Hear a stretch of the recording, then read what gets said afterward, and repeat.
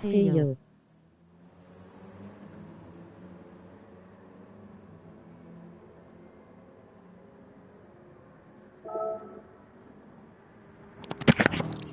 Hey, bro. What's going on?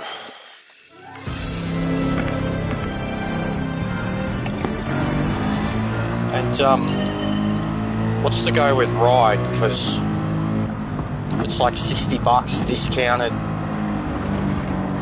and then like even more with the DLC. Is it a part of Dulux or something? And that's how you got it? In which case I'd still need to upgrade. But yeah, I had a look at it. It was like $60-something, so I was like, yeah, no.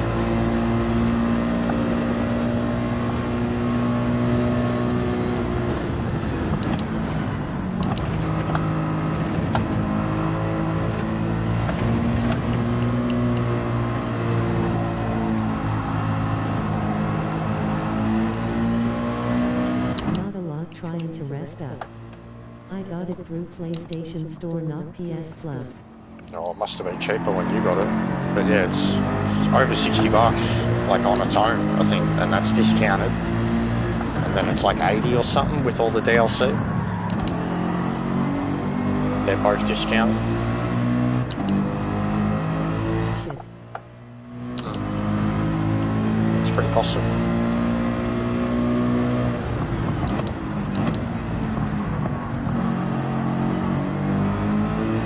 Have got it cheaper. Yeah, must have been a deal or whatever last week, because I noticed there's a few other people playing it too. Must have been a deal of the week or something last week.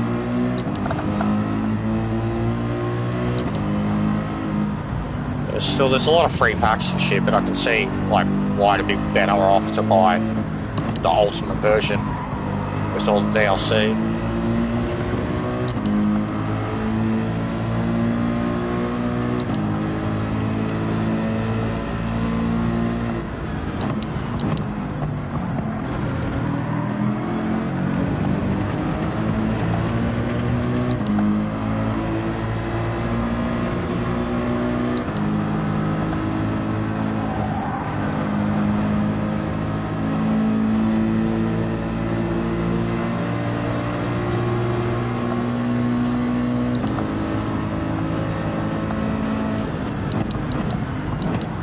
So what's the go with the weeklies now? Are they going to become monthlies or something? Yeah, there is a ton of DLCs.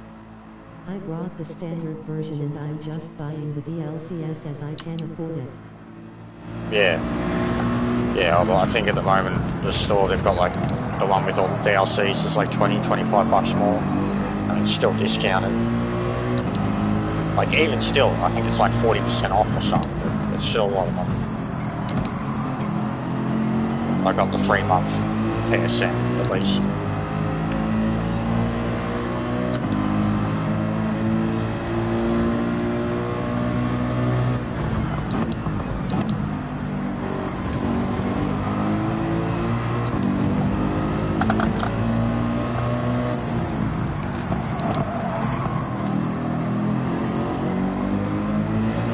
I've seen with Ark, they've pushed back the center again.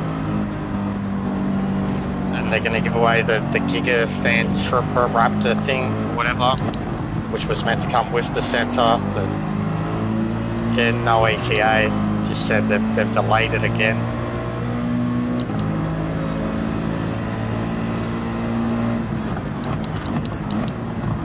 Again, really? Yeah, again.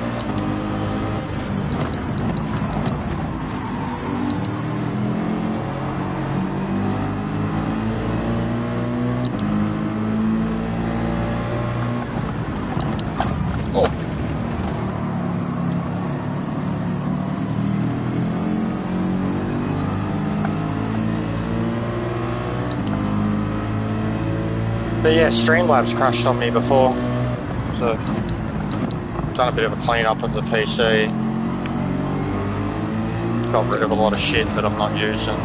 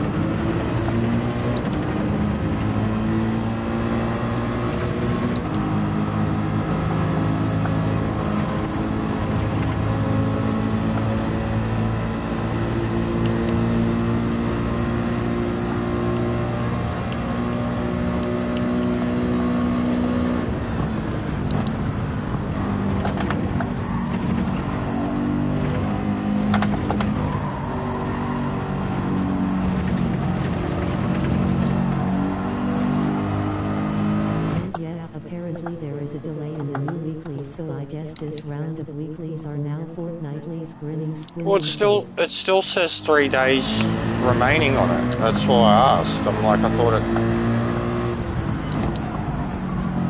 But yeah, the dailies are weeklies and the weeklies are, what, fortnightlies or monthlies?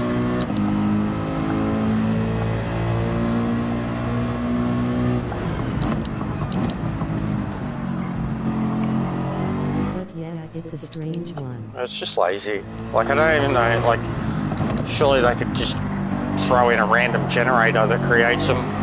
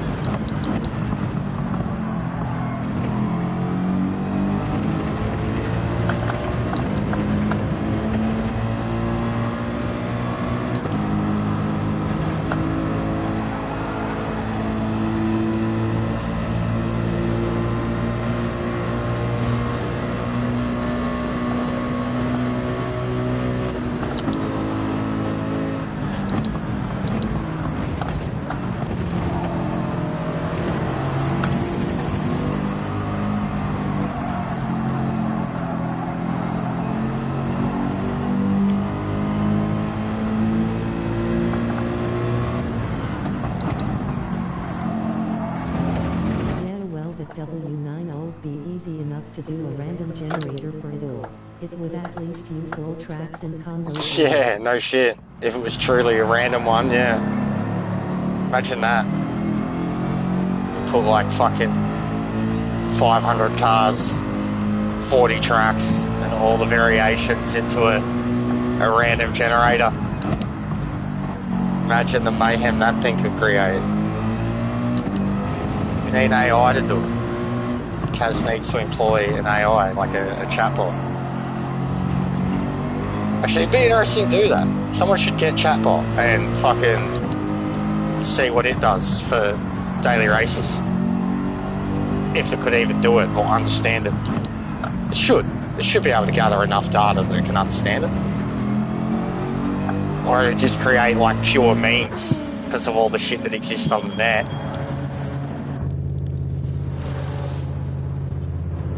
I'd actually like to see that. Someone who knows how to use chatbot.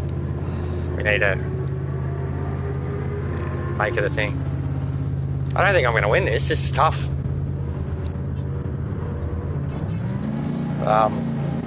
You start last, and it's very high tyre, pretty high fuel. Doing it in an actual Group 3, I don't think it's going to be easy. Do it.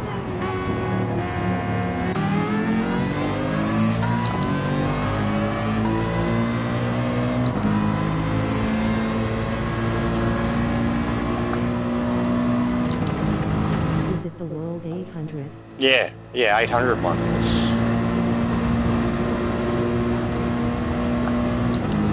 Actually don't know if I've done it before. I should have. I've done all the 800s, I'm pretty sure. I like all of those.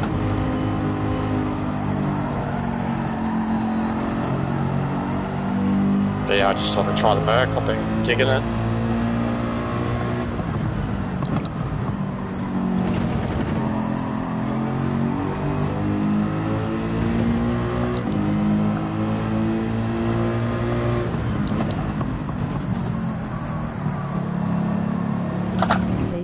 Difficult for sure, the 800S. No, I'll just fucking get a Group 1 car. Yeah, definitely gonna be wasted 20 minutes. Not complete waste, I'll still get my daily done. Get some prize money, but...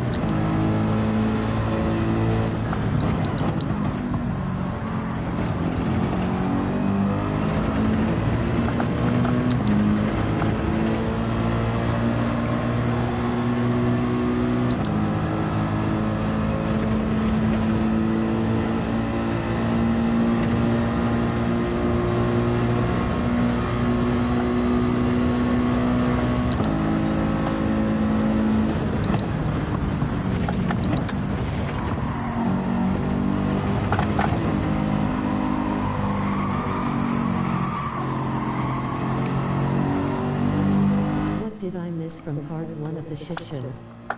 Oh, nothing special, man. I had OBS on. I added goal to 1 billion subs. With like 2099 being like the target date. And yeah, I threw up the replay from last night. Just talked that it was disappointing that we had such a low turnout, but also the fact that it was such a low turnout was probably the only reason that I got second place or even got close to Ash. And then just watched the replay and broke it down a bit. Watched the Camaros go around in awe. Suggested we all just fucking do a Camaro series, seeing how good they are. But nothing much, man. And Streamlabs crashed. I don't know why. Like I had random crashes with like OBS Studios and shit too. But yeah, it was just a random. It just stopped and came up saying stopped working. So I went and fucking uninstalled a lot of just shit, like games. Shut down a lot of programs and shit that don't need to be running. But this is just streaming through PlayStation now. Yeah. Just thinking maybe some dailies. Just every time I watch like an episode or two of Drive to Survive now, like I'm always just like, I want to race. I want to race. I want the glory.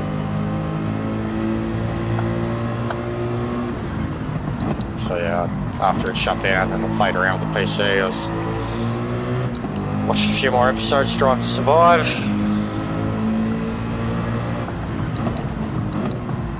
Thought I might do some Sunday dailies. They should actually be pretty competitive. Sunday hour. But I've still got some weeklies to do. Thought, yeah, I'll knock these off. When I need to fall asleep. Oh, true. I don't mind it, bro. I know it's dramatised, but it's still, like I was saying, it even gets my missus into it, which I can always appreciate. And even so far, like what I've liked about this season of the show, it's kind of reminded me a lot of the first season, where I much prefer that it has nothing to do with the bigger teams, like that it just kind of focuses on the lesser teams, the rookies, more of the characters and stuff. Like, I like that side of it, but I understand the people who hate it and why. I mean, but I'm a wrestling fan, like, you know, drama. Fuck.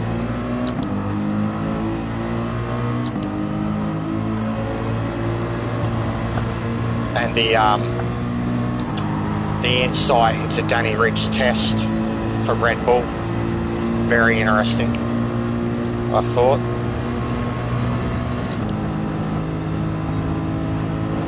They basically, without saying it, they said he was quicker than Checo.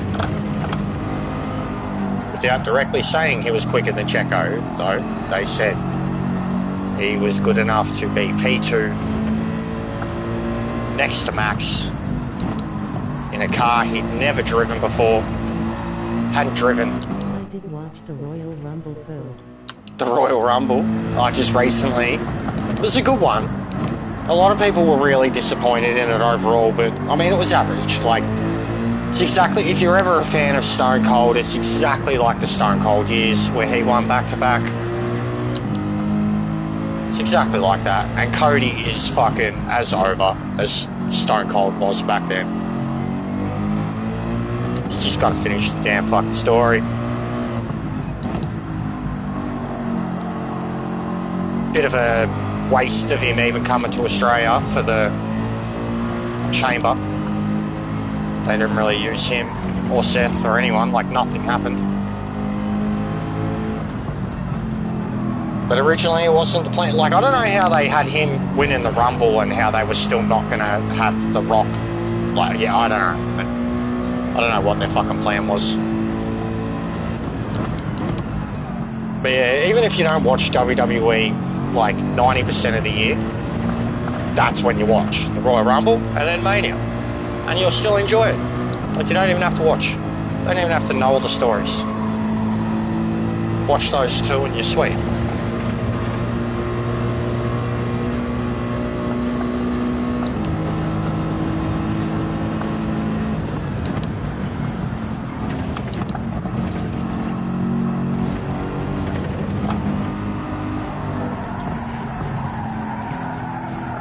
Oh, mate, left side's cooked. Next year, Hell in a Cell with Vince on the main car. Are we talking like literally in hell? They should have done Cody and The Rock at Fucking Elimination Chamber. him fighting fucking Undertaker for his soul, and even Taker at the end is like, "I'm sorry, Vince, but you need to rest in peace." With Brock Lesnar as special guest referee.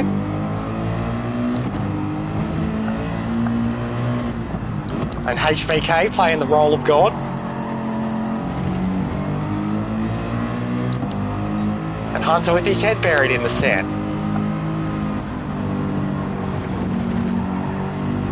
Book it. That's some good shit.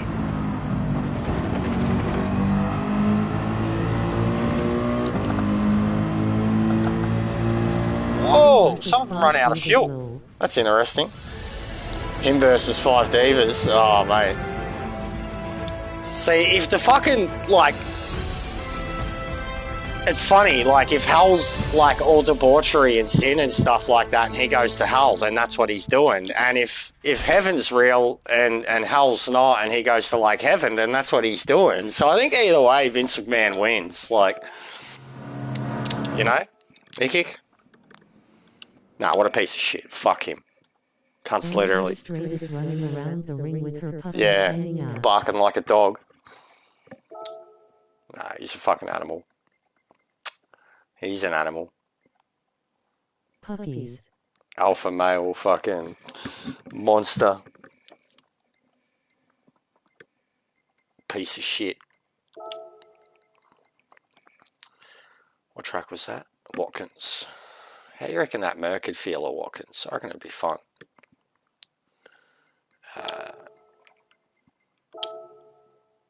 What is that? 816. Pretty close.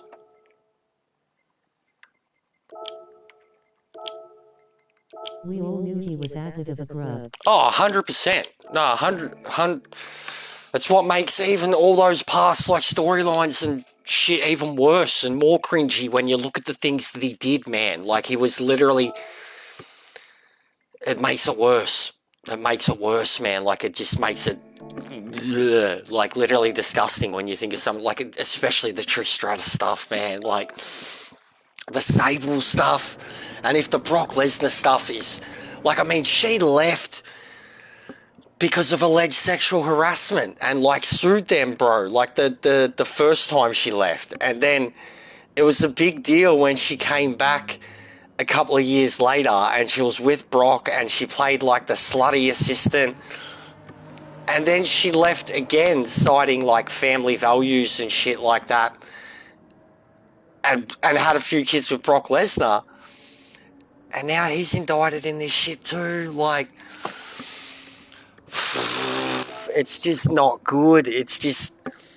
Like, especially if Brock is legit, like... I mean, even Sable's fucking... What are they, like... what's the word? Where they know... They don't... Like, they're enabling it. Like, if anything. Like... But it's bad, man. It's bad. Like, I can't... Honestly, it's hard for me to even joke about it, Larry. Like, it is funny. It's Vince. He's the devil. Like, you used to joke about this type of shit with him in character.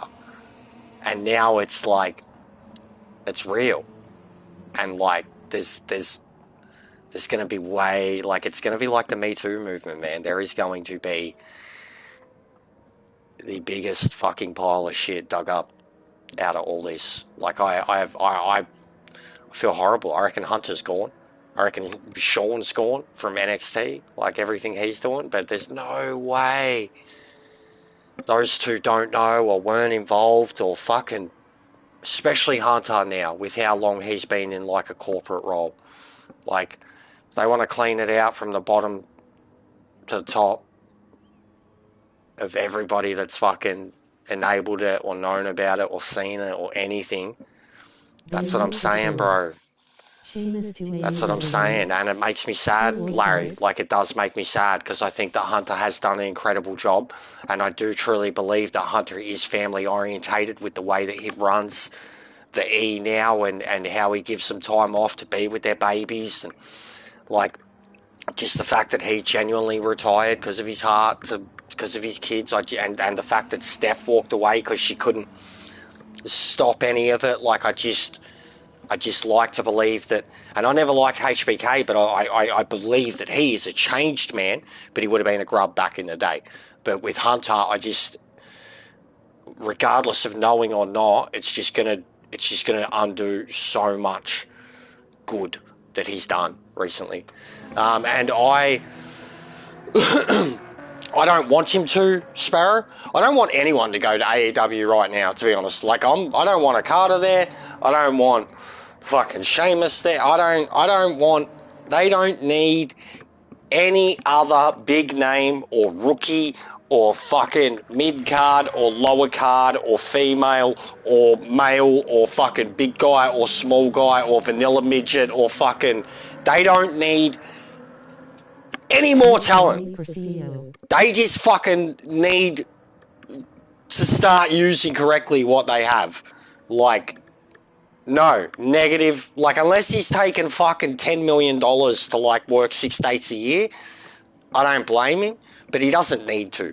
And fuck yeah, Mick Foley for CEO. I love Mick Foley. That man is a saint. Genuine saint. The greatest... The nicest man in professional wrestling ever. Ever. Very true. Thumbs up. Too much talent and not being Exactly, man. And, like, even I'm sick of hating on him. Like, I want him to be good again. I hate the position they're in. I hate that they have, like, Jay White. Every time I look at Jay White and I see what he's doing, I want to cry a little. I really just want to cry a little. I'm worried the same thing's going to happen to Ospreay. Okada, man, like, Okada could have been the bee's knees if he went to WWE, but if it was true that they wanted to send him to NXT beforehand, then they got no idea. Like, disrespect. Outright disrespect. But Okada could have been the bee's knees if they sent him to WWE packaged as the Rainmaker. In AEW, they got too many. They've essentially grabbed the top 5 guys from New Japan, with the exception of Naito and Tanahashi and a Suzuki. Like, they've taken Kenny, Jay, and Ospreay and Ibushi in a year, 2 years. And Kenny's been there from day one, but he's still been doing shit for New Japan. But they got one of the best, the women's roster, they're killing it at the moment, and they're not even using their talent. Like, they haven't had Britt Baker on TV or anything. Tag division, they've always got great tag. They need, if anything, I'd actually say they need more tag titles or something else for them to focus on, or the trios to actually do something like it. But they've got all the talent in the world there, and anytime they put on big tag matches, it's really good. It's been destroyed, bro. It's been destroyed. But they've got their 3 new musketeers coming up: Shota Umino, Yota Tsuji, and fucking Yumera. Like, they're the Yota Tsuji's already hooked up with Naito in LIJ. Shota Umino's teaming with fucking Suzuki and Tanahashi and shit like that, and he's mentored by Jon Moxley. And Yumera is a part of fucking the Just 5 Guys group. He's like, they're all big, strong boys. Like, they've all got they're like, every one of them is a mix of Okada and Tanahashi, but they look more like Tana, but they perform more like Okada. They all got the talent. Like, I think Shota, I've watched Shota's work for like 6 years now. I think that kid's a star long before he was attached to Jon Moxley. I thought that kid was a star. Like, seen him wrestle live a few times. Literally screamed at him like a fangirl, got his reaction. And, like, fangirled so hard, had all these cunts in the crowd around me laugh. It was pretty funny. It was very, very funny. Love me some Shooter. But yeah, New Japan's been destroyed, bro. And AEW's just it. They're still the competition, especially with what's happened in TNA recently. Like, they're definitely going to be... TNA had a chance, but they're about to have a mass exodus and getting rid of that Scott D'Amore bloke wasn't smart. New Japan's had a mass exodus, but they've always got their dojo system and the Japanese system, which is always going to bring them new talent, and they'll always have the Japanese fans to nurture and create that talent. And AEW just barely got anybody going to their shows. They're barely doing anything story-wise. They've got arguably the greatest, like, active wrestling roster in the history of wrestling. Like, they just got, like, even their fucking... Vietnam is going to hit rock bottom again. Yeah, they are bad. Even with AEW, like, you could split it into two. You could split it into every single person that's ever wrestled for WWE, and then you could split it into everybody who's ever a homegrown AEW or indie talent. And either roster, like, if you split it down like that, either one would be good enough to build its own show around. And they've got the two mixed together, and they're just not doing a good enough job, in my opinion. They have all the ingredients are there. They just don't know what they're doing.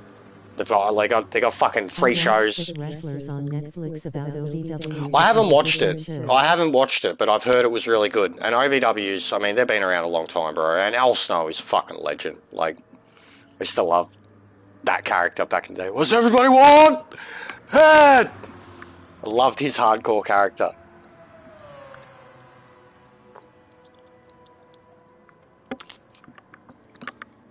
Wait, one sec. Can I have a quick pipe? I'm talking too much yammering. But yeah, WWE's in a good spot at the moment. They're not with all the controversy, but that's all. It's all just going to get buried the classic WWE way. AEW are a laughing stock. Yeah, I'll have to check it out. I will. I know it's certainly piqued the popularity of a lot of people involved with it. And it's helped them with, like, it's booked out their shows. Like, it's saved the company 100%, which is cool. I love anything like that.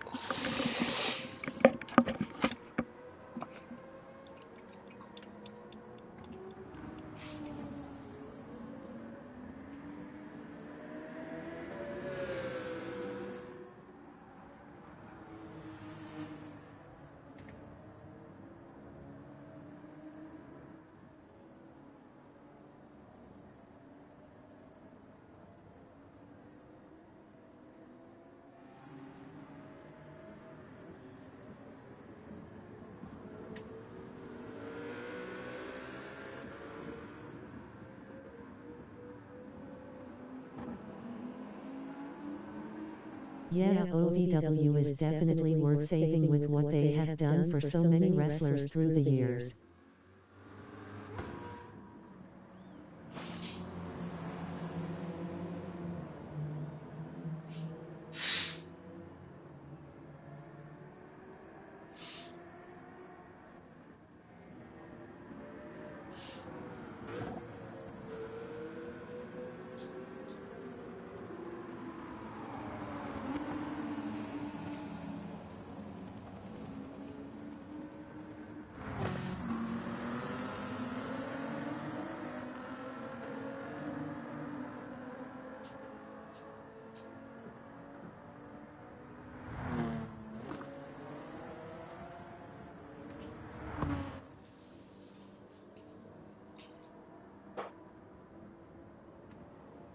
They have Doug Basham there as an instructor. Fucking Doug Basham, wowee. That's a throwback name to, like, 22 years ago. So yeah, exactly. That was bang on. Made me 15. That's like TNA, like the end of WCW, birth of TNA. You're like, what's this bald cunt doing here? Fucking Basham Brothers and shit. Oh, mate.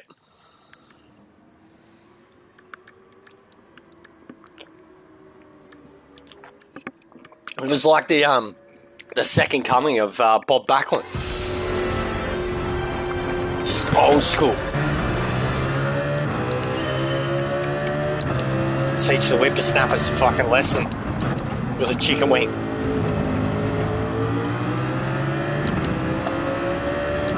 Oh yeah, why didn't I just get in this? Why did I try to do it their way? Thanks, Kaz. As soon as I seen him, I was like, goddamn, really grinning. He's fucking, he'd be old. He'd be very old. He'd be 70-something for sure. Like, he looked like he was fucking late 40s, 50s back then.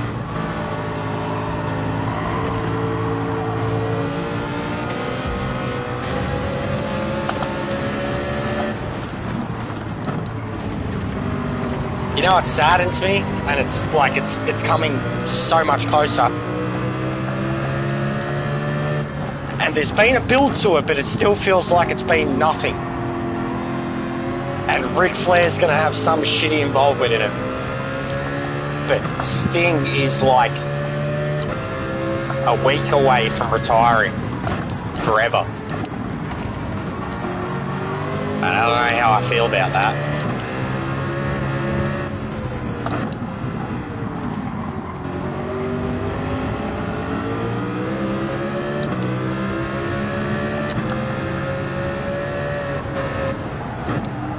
Like, I think I'll actually have to get it. I genuinely have to see it. Yep, Ric Flair going to be a snake in the grass. Yeah, 100%. I see that happening too. And it's just going to be like, just his involvement from the start. Like, you felt like yeah, it was always going to head in that direction.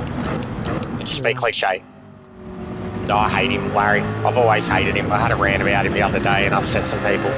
He's a piece of shit. He's a good wrestler, but like even as I said, everything that makes up Ric Flair, he plagiarised from someone else. But no, I don't care. You can wheel away, man. Sting does it too, so it's all good.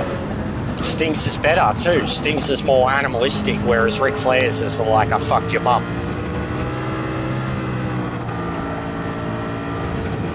But yeah, I was always like, I grew up with hardcore WCW, and like, so Flair was already past his prime. Like, they always went on about the legend he was, but to me, he was already the meme. He was already flopping about on his face and taking his clothes off and going on like a crazy man, you know? Like, Scott Hall was the drunk, but Ric Flair was the one who fucking rambled like an idiot. Like, and Sting was, you know, the anti-NWO, the icon. And then even like after WCW, like WWE got real bad, and TNA was a horrible option, but there was still some good things that happened in TNA, and Sting was absolutely one of them from, you know, the start of his involvement. Same as Kurt Angle. Like, if it wasn't for fucking TNA, Kurt Angle would probably not be alive.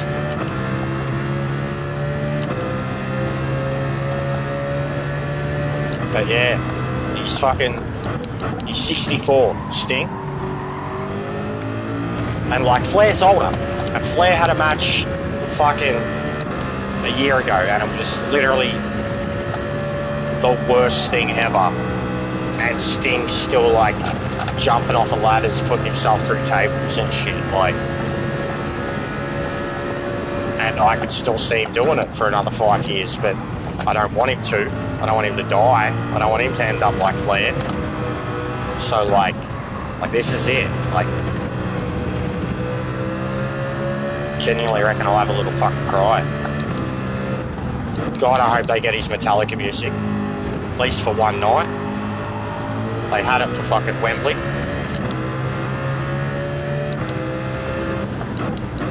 Get to hear Seek and Destroy one more time.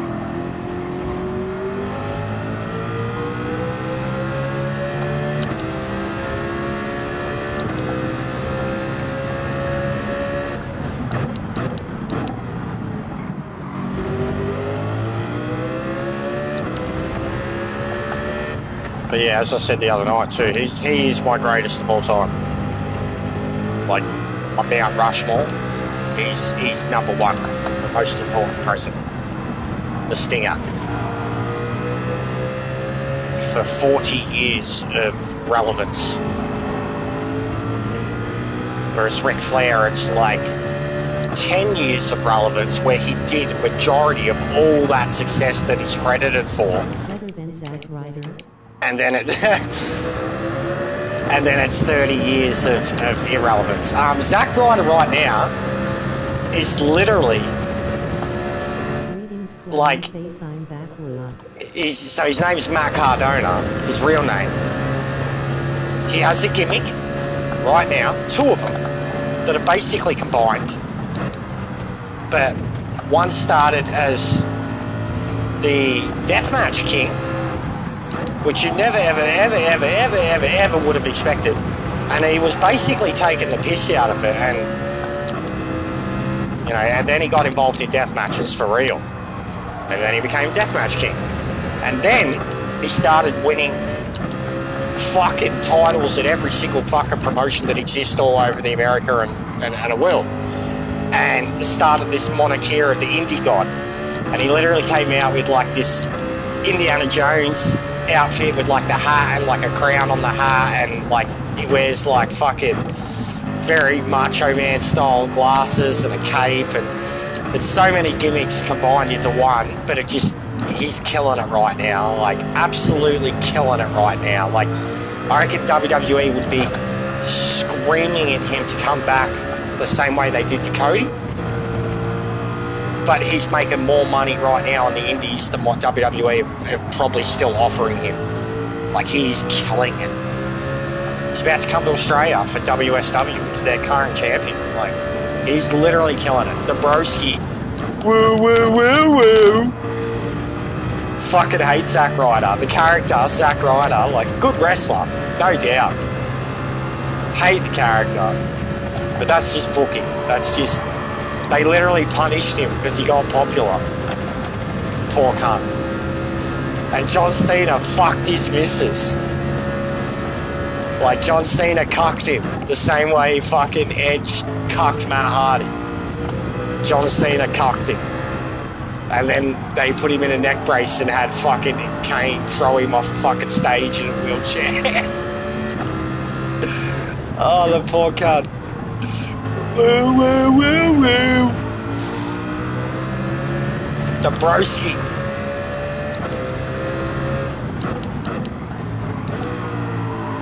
You seen his missus? I mean, she's not my type, but she's fucking hot.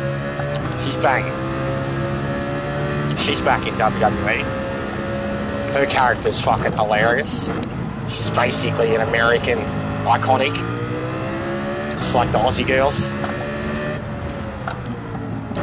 She's annoying as fuck. She's just a carrot. How did the Oscar go last night? Oh, she killed it, bro. She killed it.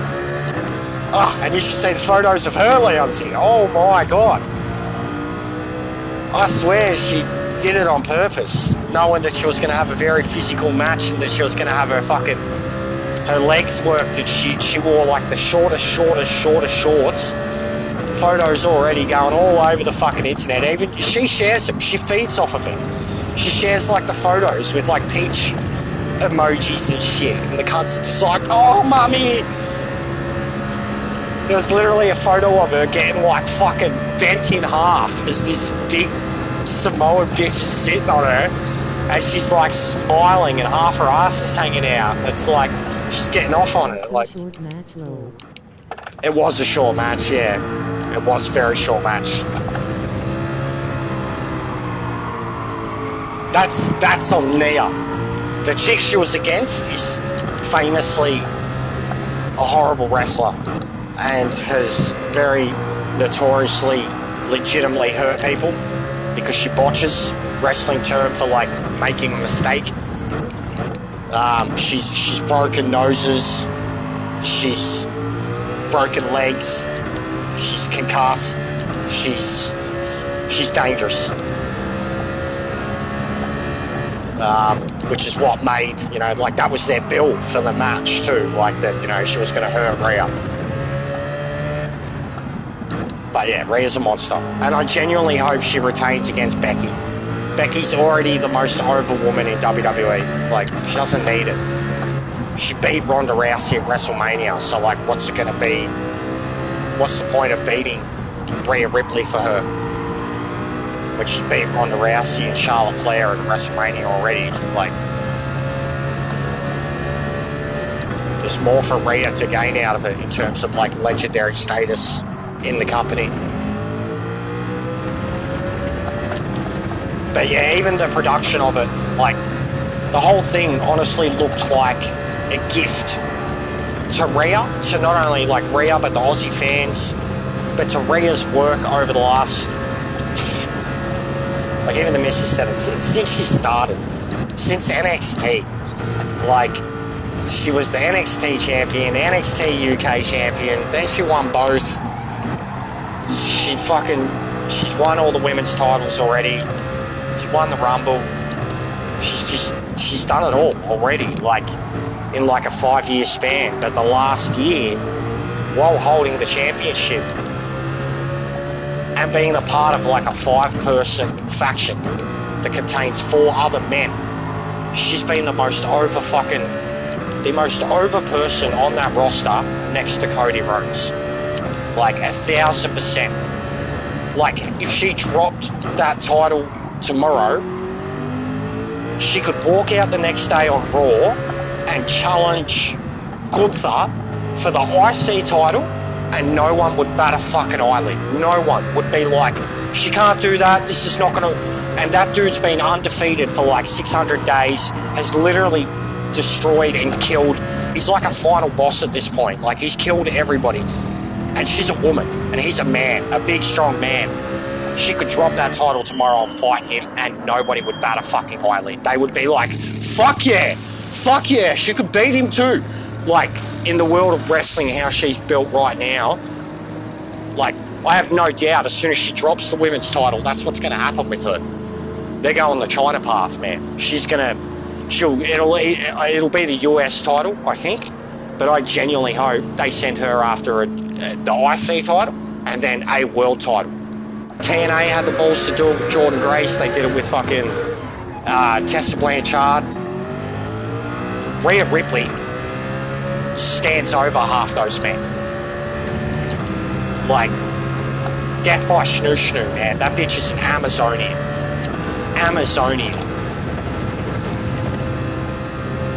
Like, if not beat them, she could fucking get a match out of them.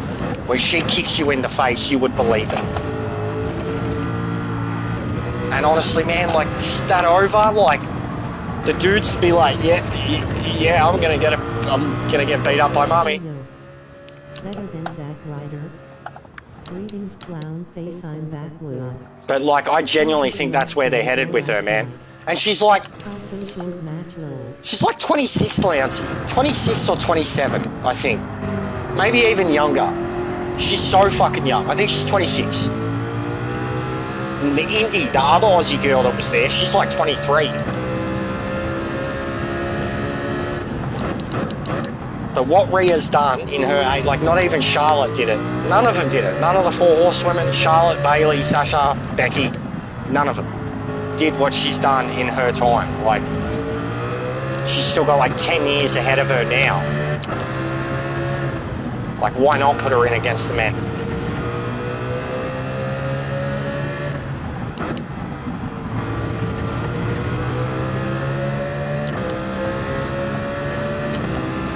But she's almost single-handedly the best thing about the women's division over there at the moment. Even when they're not using her in the women's division, and she's just walking around with the title on her shoulder during all the Judgment Day shit. Like, she's the best thing about her. And I fucking love Finn Balor. And Dominic Mysterio is like the most hated man in wrestling, and that's all both of them. Bro, yesterday you would have sworn the Australian people were gonna like deport him. Like, they were fucking screaming at him. Like, it wasn't even booze, it was just obscenities. Like, they had to black out the screen at one point because they were all fucking flipping him off and telling him to get fucked and shit. And they had to, like, take it off of the screen that they had in the stadium.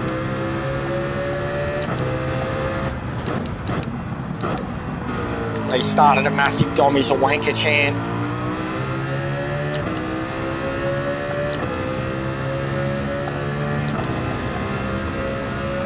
But it was good.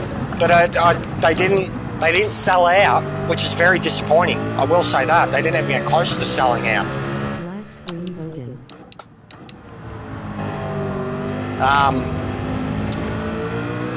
They had a capacity alone just in the stadium for 60. And they did like 55, something like that. Just Whereas like you're at cricket match lol. when they did, yeah, just like the local footy, Larry. When they did the Melbourne show, they had 83,000 there. So, yeah, that's what I did think. Like when they announced it, anyways, and it was Perth, I remember thinking it's a smaller stadium, but it might look better because it is smaller, more condensed. Even the setup for it, like. Yeah, you could clearly tell they had fucking 5, 6, 10,000 empty seats. Clearly tell. Whereas like even AEW and everything I said about them before, they did Wembley mid last year in fucking London. They had like 87,000. Like A few ducks, a few big hits and some no balls, yeah, same Larry. But yeah, I didn't think, and maybe that was the card too, like had The Rock been on the card or had Cody actually had a match or something, maybe they would have sold it out. But I also think it was because it was Perth. It's so far on the other side of Australia that so many people, it would have been a hell of a thing to just, like even if they'd come down from Sydney or Brisbane, they could do it in the night, just fly back that night. Perth's different.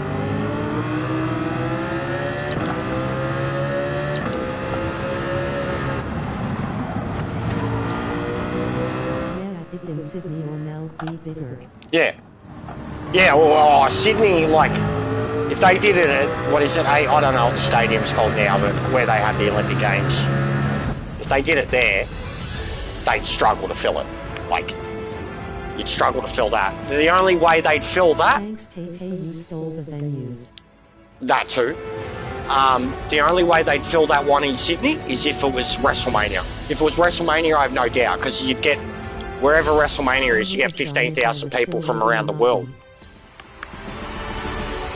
To the Perth show, I would have made, if I could have afforded it, Larry, 100% I would have went too, because I missed out on Super Showdown tickets. And also, Super Showdown happened in a period where we went to a lot of wrestling in a very short time when Super Showdown was announced. Like we'd been to Raw 6 months earlier, we'd been to NXT a few months before that, we had 2 New Japan tours within 6 months, and we'd gone to a local one for us like WSW to meet like a lot of internationals and shit, like Cody was one of them back then, the Bucks and shit, like, so it was just in a period where like we just couldn't justify it. Like we'd gone to too much in such a short amount of time, like for Super Showdown. But we had a lot of friends who went, like that's where I got my replica title from and shit. Like my mate picked me up one. But we just couldn't justify, you know, fucking sitting in the bleachers at the G. Like we had the network too. We were content to watch that one at home. But definitely like, especially come the Buddy match, I was like, yeah, that would have been sick to have been a part of. Sick.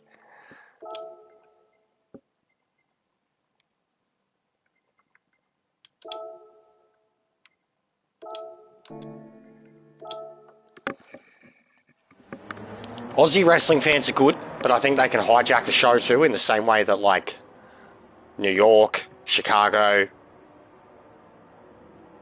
London, Canada, anywhere in Canada. Those guys can hijack shows in funny ways. Like Challenge next week. Big week. I don't like when the chants just become fucking bogan shit. Like I like when it's witty and funny, and like you go to some good local shows and some of the chants are gold. But I just, the cliche corny Aussie chants at like major stadium wrestling events. I hate it. It kills me. I think it's the worst thing ever. Like, it's a sports thing, like not a fucking like and wrestling's entertainment. It's not a sport. Like I just they can make me cringe. So like sometimes Aussie shows can just the fans. I'm just like but that's because I like intelligent wrestling fans. Like, you know, I don't hate casual wrestling fans, but like, yeah, I definitely don't want to explain things to them and shit. But yeah, I have no doubt they'll. You know what they need to do in Australia? It just doesn't work because of the scheduling. Yeah, they couldn't do it. A SummerSlam in Australia would be the most fitting, perfect, like, thing ever, or a Bash at the Beach. They realign, like they bring back the WCW Bash at the Beach, make it for our summer, American winter, and do like Gold Coast, something like that, open air venue. They need to do something like that in Australia. That would be perfect, like as...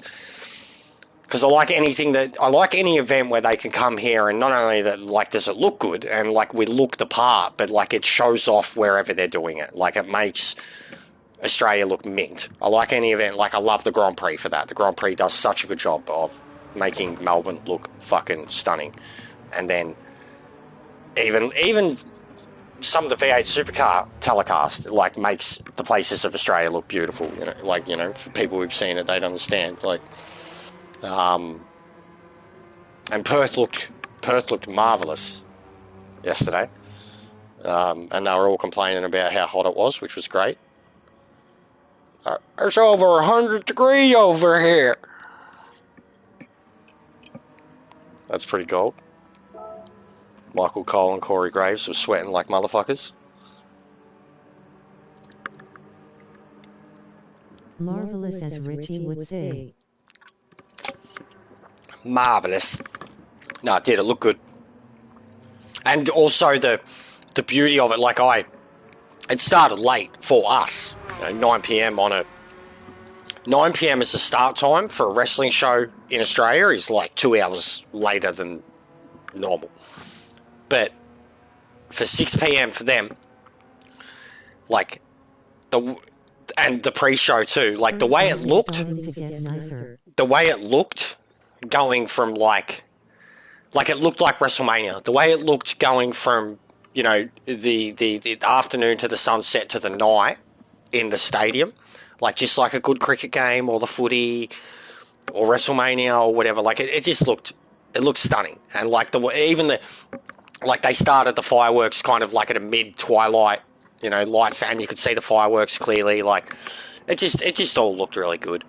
I thought, I mean, of course it's going to look good. It's WWE, but like the stadium was able to, you know, produce the type of show that I think they like. It's a more modern stadium than MCG too.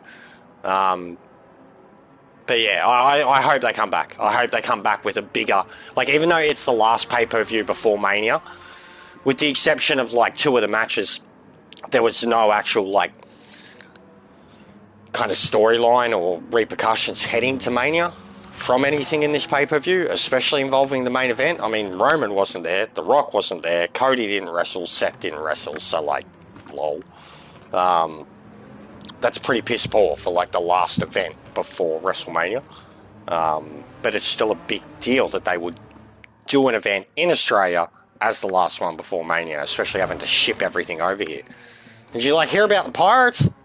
Apparently the fucking cage fucking had to get like the schedule or the path of it or whatever, like its path across the world had to get changed because of fucking pirates somewhere in the world. The Elimination Chamber, they like started sending it over like a month ago, and like something was happening somewhere. Fucking pirates nearly stopped it. That's crazy. Fucking pirates, man.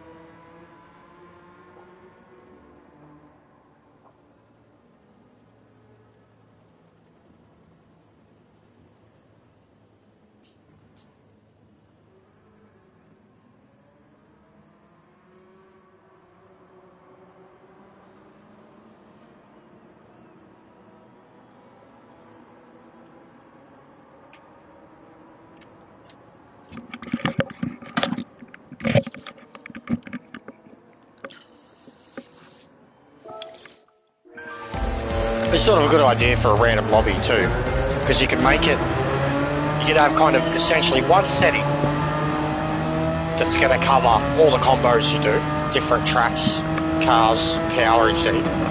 But just one outright setting that's like a simple even for your title for the lobby to get people into it. Engine swap races, just outright engine swap races, and then you kind of change from like sports tyres, racing tyres, 500 to 800, etc. eras, but just outright engine swaps. Like nothing serious, just sprints, you know, like these 5-lap races, 1-1 with wear.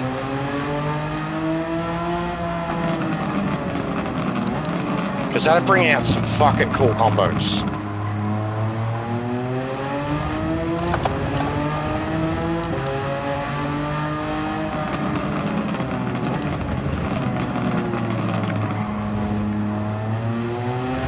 Because like, even I'm behind on engine swaps now. I haven't done half the ones that come out in the last update.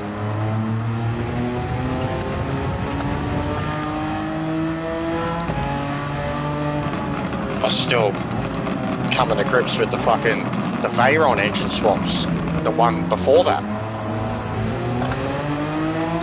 Like the LFA, I put that in the Alphard and I haven't even used it. Fucking player had his out. I think it's mental.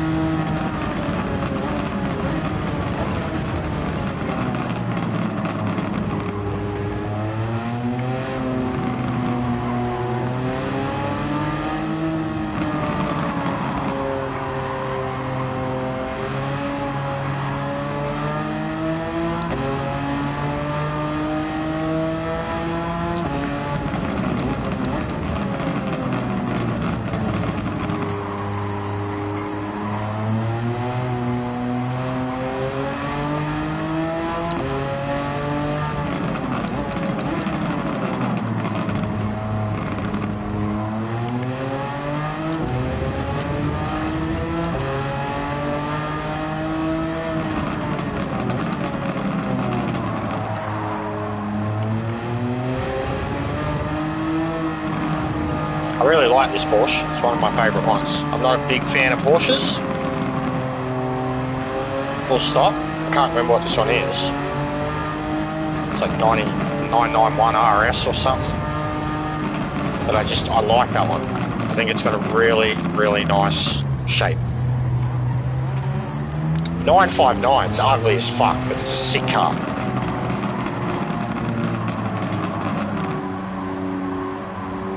Like, it's so fucking ugly. That rear wing, my god.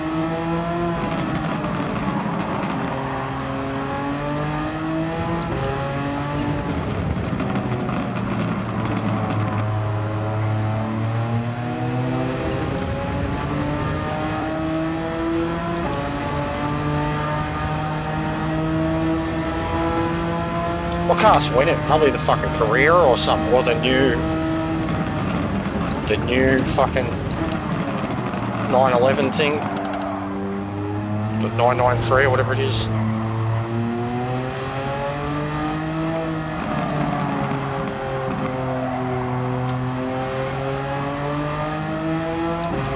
Probably Spider.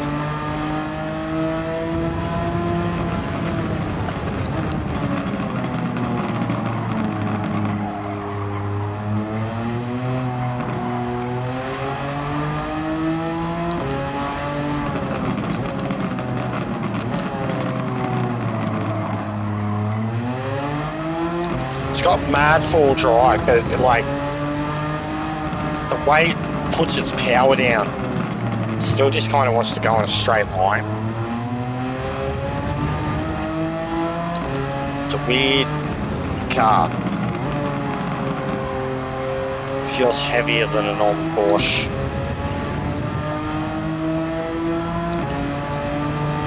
It's just absolutely sick handling.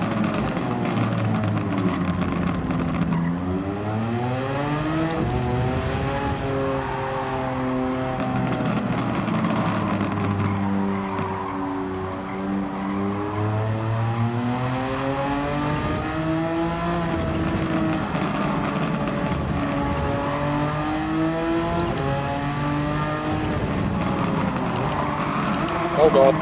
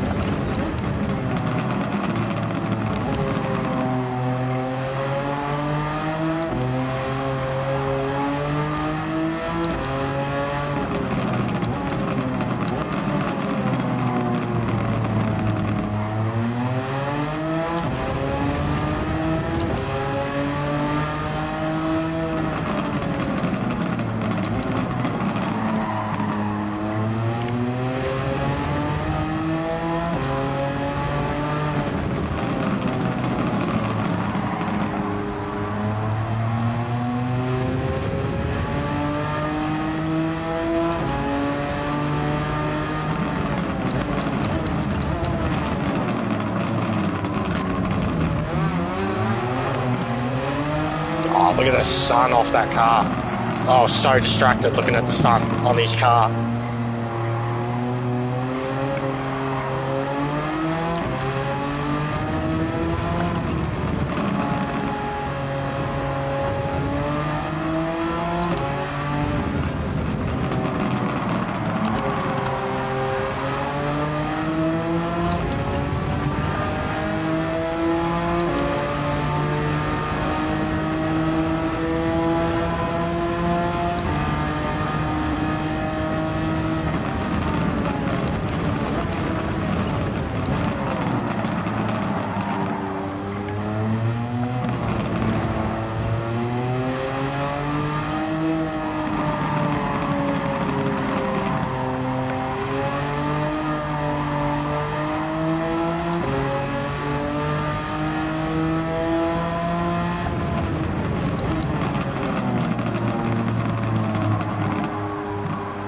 GT7 graphics are still awesome, can't wait to see GTA as PS5 only and see what it can do.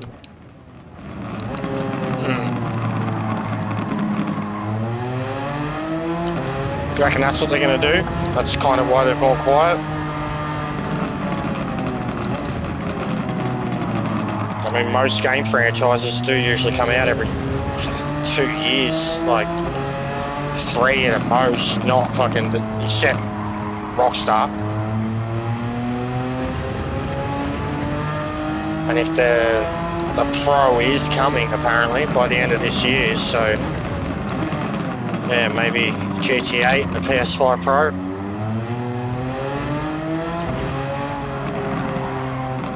They've already shut down sports, so there's absolutely no excuse and no reason to be limited. I could see it happening.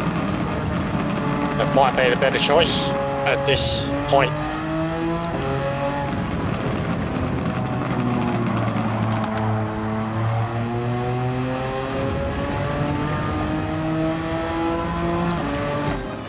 Just give us more people in our races. Give us like 20, 24 car grids. That'd be great. Up to 30. Multi-class races. There's so much stuff. Thanks, Kaz.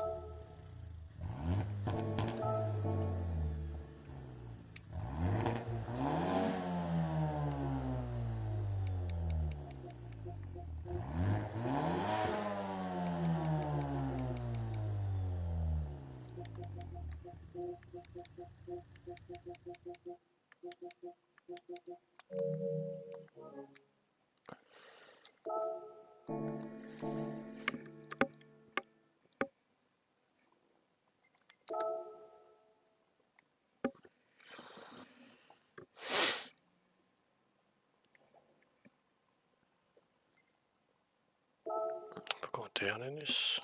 Oh, sweet.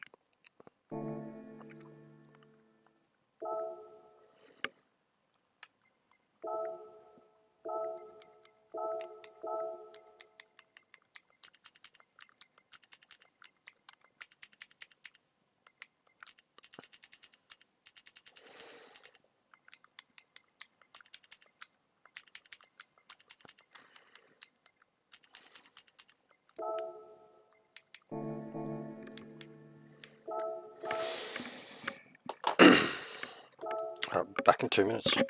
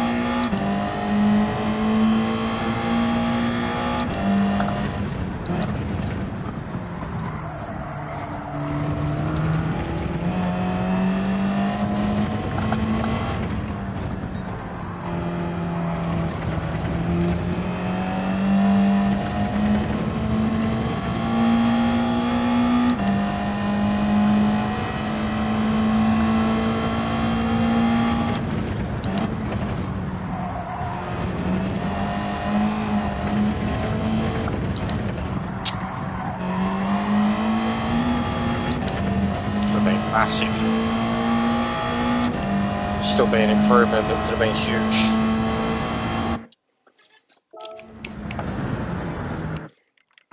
Should have been.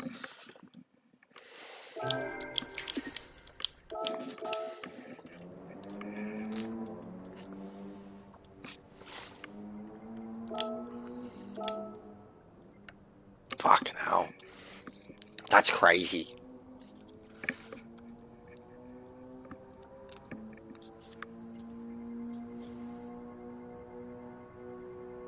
Wowee. That one guy in the Lancer is Heafy's hero.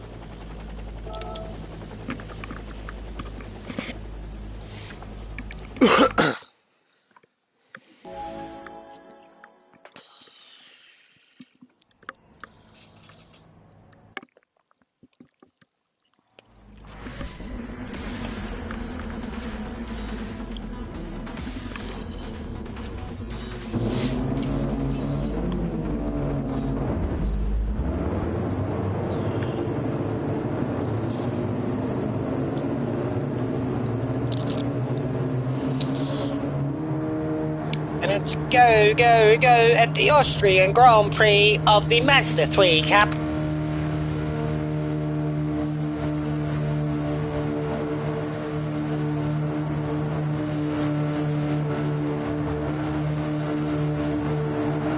Murray.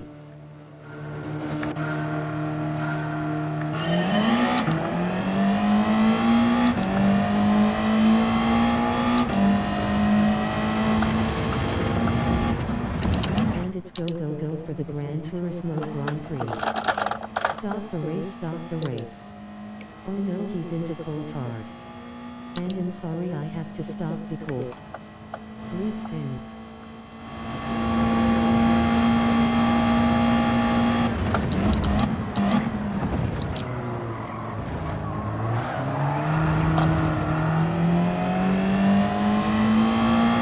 Fuck happened to that guy?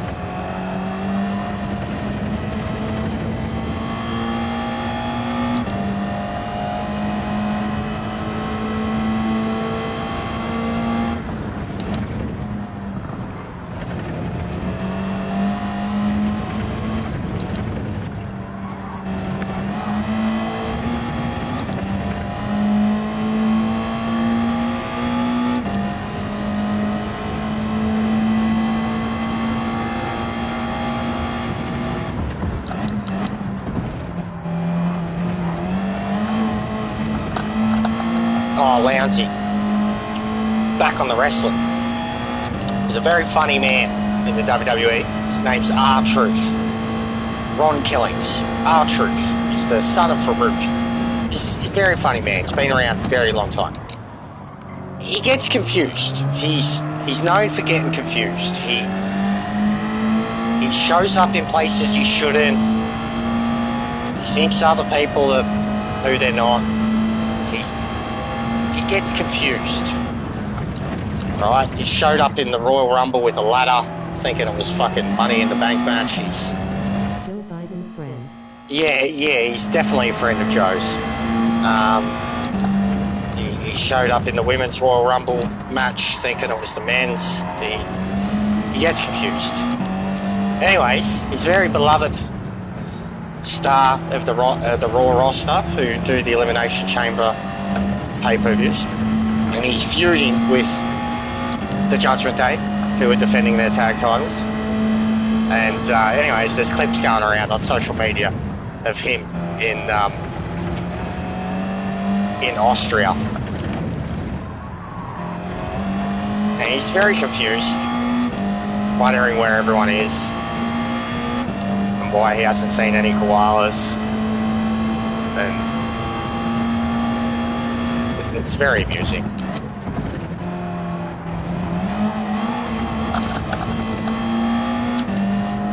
It's very amusing.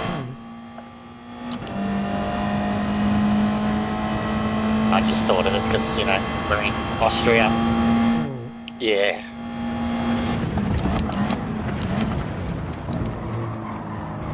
Oh, that was a punt. See that?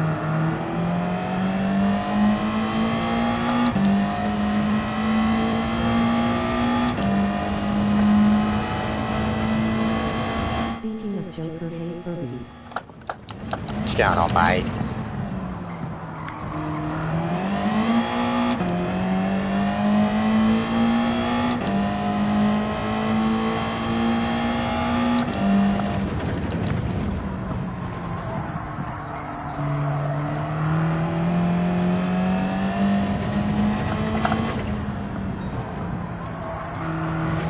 Killer clown face sigh from outer space. Killer Clownsy from outer face.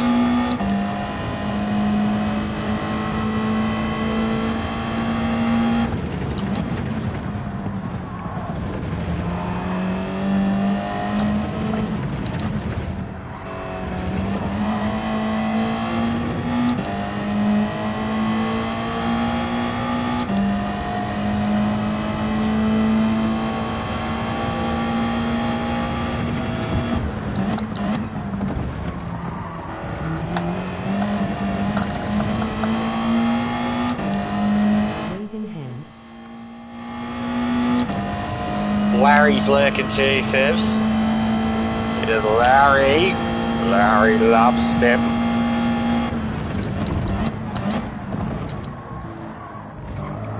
Hiding in the bushes, as usual.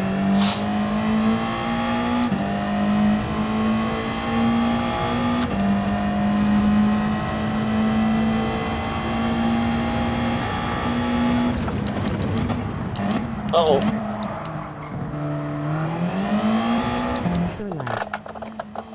Fucking hell. 12-hour. Love a Googler. Larry always in the bushes.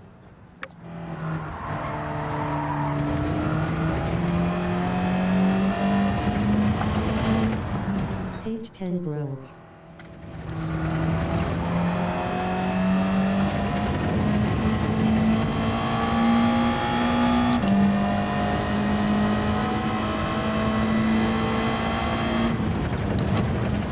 Nicely done, mate.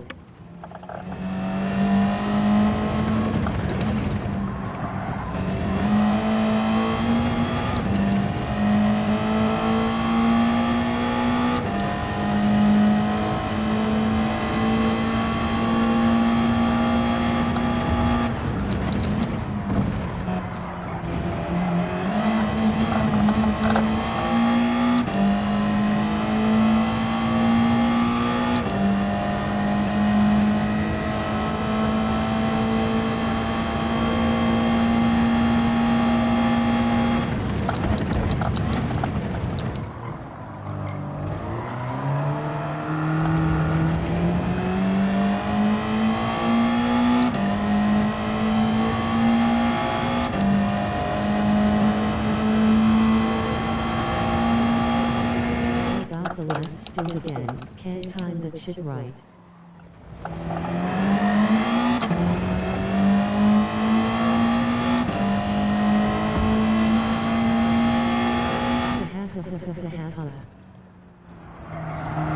You don't want to sweat in the last stint, mate. Always hated last stint. No shit.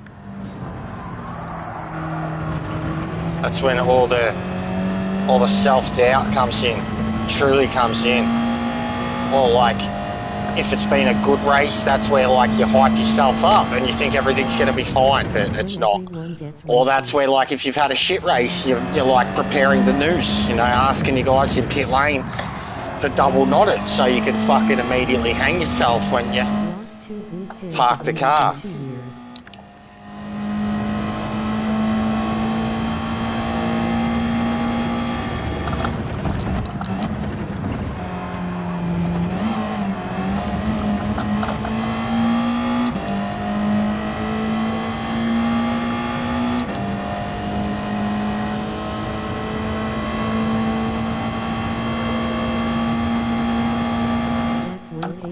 Starts sending bombs cause they are 10 laps down and think they can still win face with tears of joy. Oh yeah.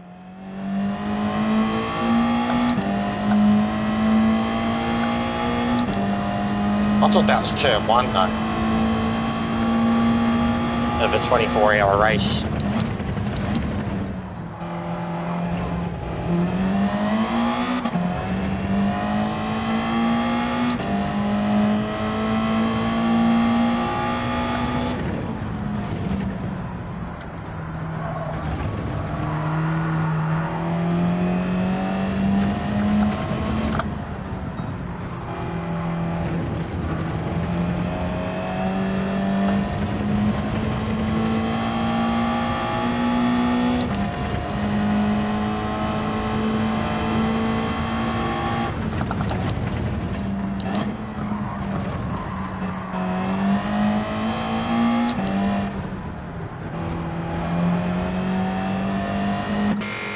Split lost 15 cars lap 1, bottom split lost 15 cars lap 1.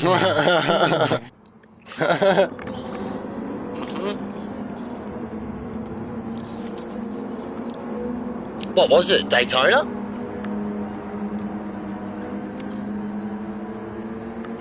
What was the race, Larry, or the track?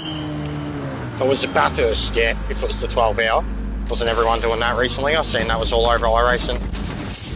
Bathurst. Yeah, I seen it. I seen that it was live streamed. Well, that's that's great. 15 cars in lap 1 of a 12-hour race in both the upper echelon and the lowest echelon of drivers is very telling, yes. Very, very telling. Bottom pack being too fucking stupid. Top pack being too fucking racy. Top pack, every single bloke in that top pack was better than all the other blokes in that top pack. And then the blokes in the bottom pack thought it too, but they were just dumb cunts that couldn't make it work.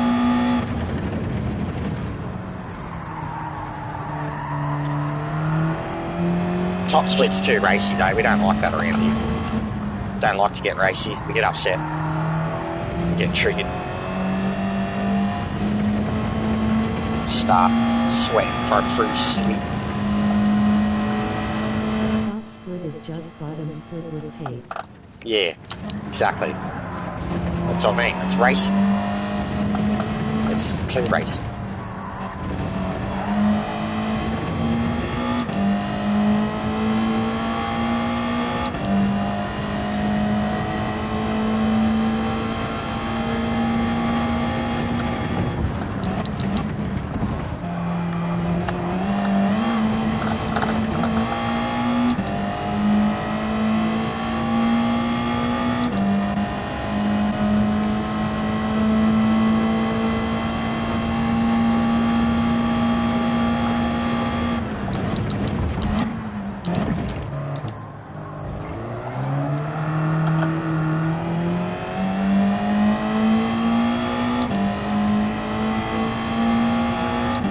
Just trying to get side-by-side racing down there.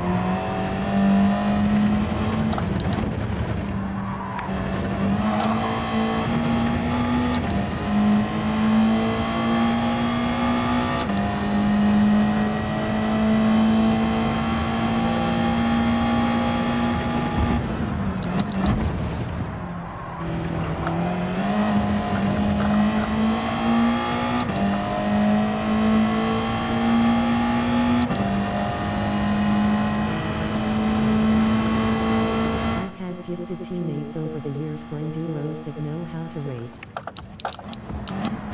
That's good. I like to think that the more endurance the event is, like in terms of be it length or just hardcore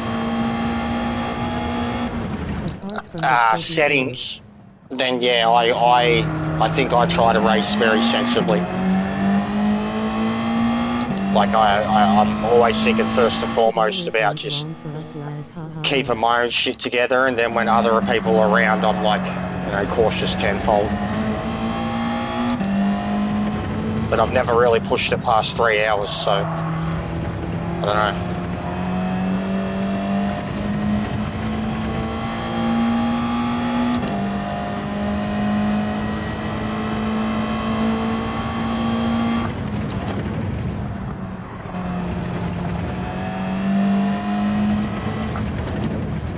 But yeah, the more endurance event it is, the more I'm calm in the like of a catastrophic event happening too, because there's always, you know, later in the race, just get back out there. I guess it's different with iRacing, but even with Gran Turismo, you know, with the heavy damage.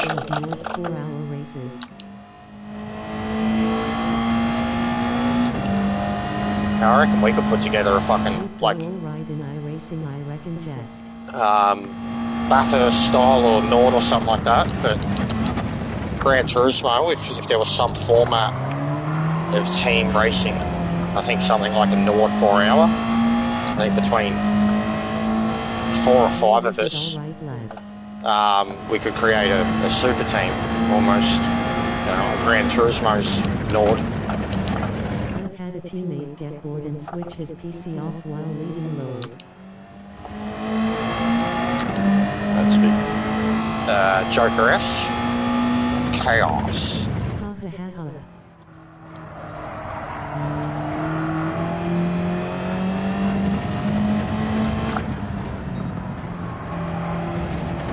Gran Turismo Super Slapper's grinning, squinting face.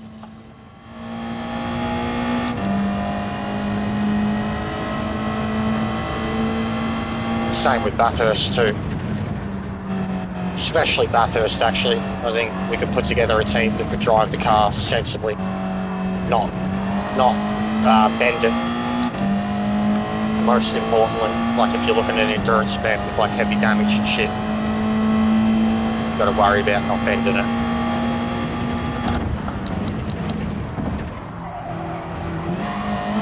Bacon and eggs nest blade in hand.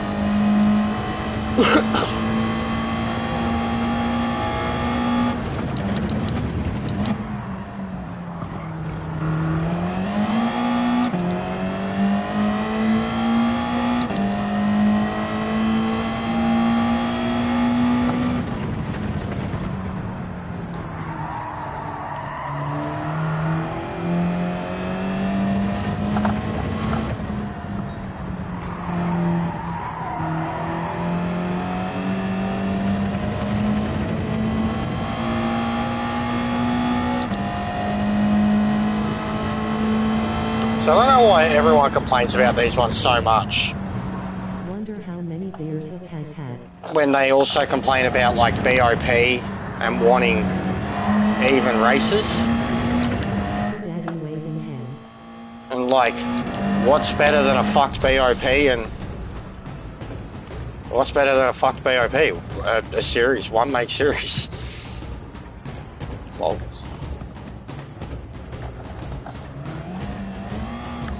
Face green smiling.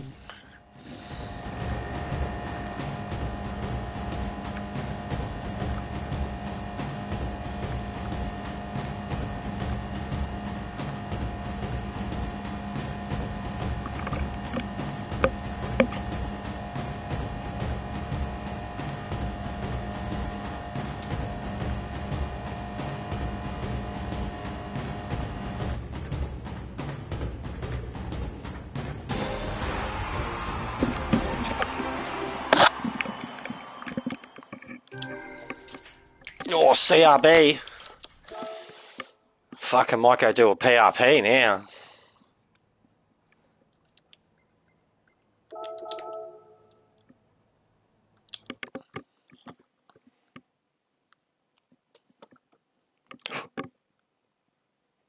Awesome helmet.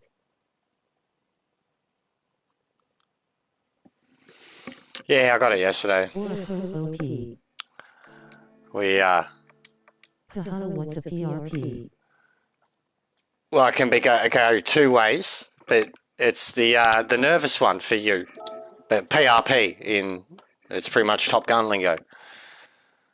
Pre-race poo. Or the nervous poo, as you know it. Pre-race poo, but can also be a post-race poo. You know, if you get real nervous during the race. Haha, pre. Yeah, PRP. Pre-race poo, post-race poo. But it's traditionally between me and Gav. Even Meta got in on it, pre-race poo. It was legitimately a thing. Especially for me, drinking fucking 18 Vs before race time. Your stomach gets a bit, you know, having a couple of bungers in between too. Like, especially if you've had like a fucking good barbecue fucking little roll thing from like Baker's Delight for breakfast, and then like 15 Vs. You're like, yeah, gonna have poo. Need to have poo. Gotta get this out. Gotta get rid of this feeling before a race. That's the PRP. In Air Force, we called it a SF01. SF01. It sounds like a Ferrari.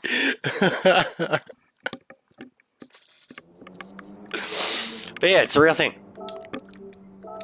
PRP.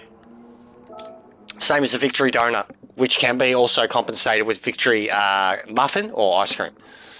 But donut is your Victory Donut. Lol.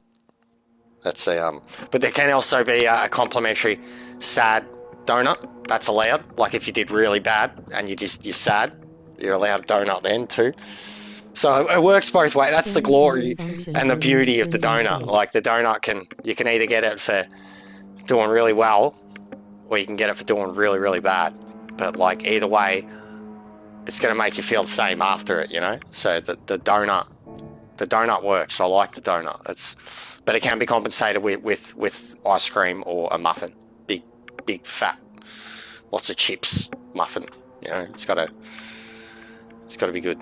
There's rules for these things. It is known. This is the way. No. There is rules.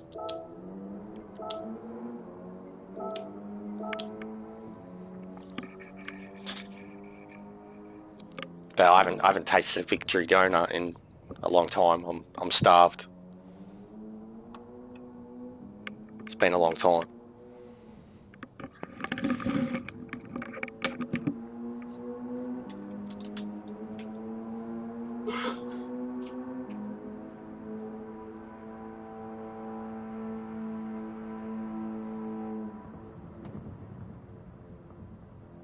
We basically had a built-in toilet on our flight suits, like a small version of the one on T Space Station, grinning squinting face.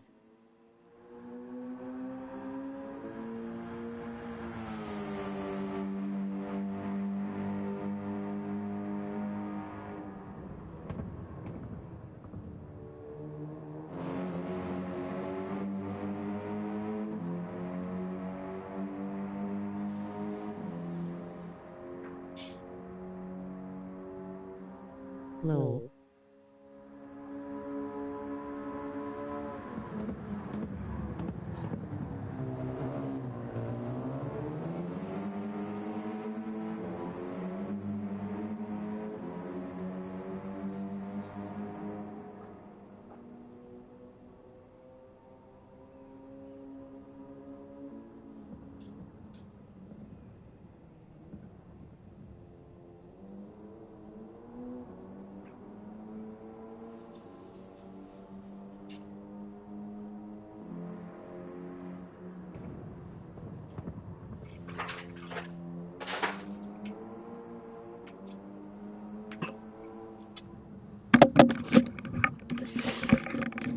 That's why Ash is a fat little Choppagetti clone, because he's been winning all the races and eating all my fucking victory donuts. That's why he's a little fucking Oompa Loompa budget Choppagetti with fucking high-pitched fucking Muppet voice.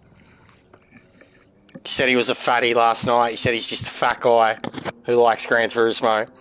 He's been eating all my victory donuts. Greedy cunt. Budget chopper lol. Has he not seen how skinny I am? I need fat and sugar to operate, and caffeine, and bungers, and medication.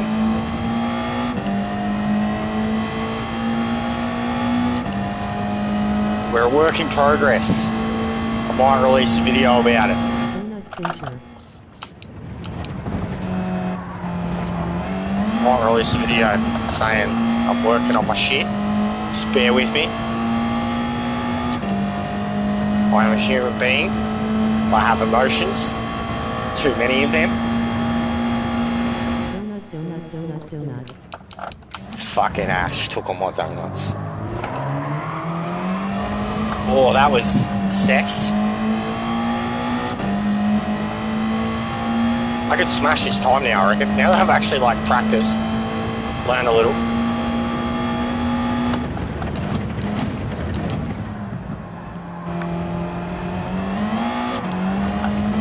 Oh, you son of a slut, cunt.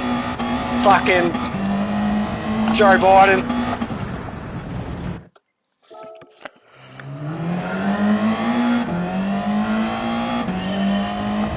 Do you reckon Joe Biden's a fan of the captain? Let's practice to splitty. I reckon Joe Biden likes the captain. I like Joe. Joe's alright. I got no beef with Joe.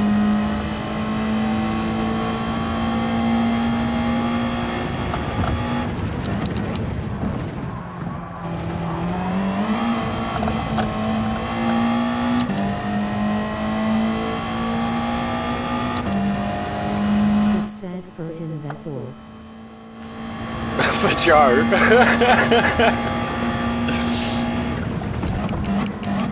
It's old man. I don't think Biden knows what day or year. He's old.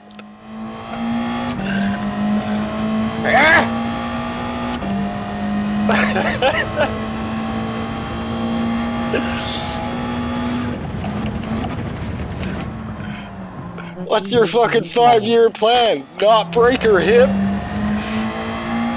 Look at him, he's fucking old, man.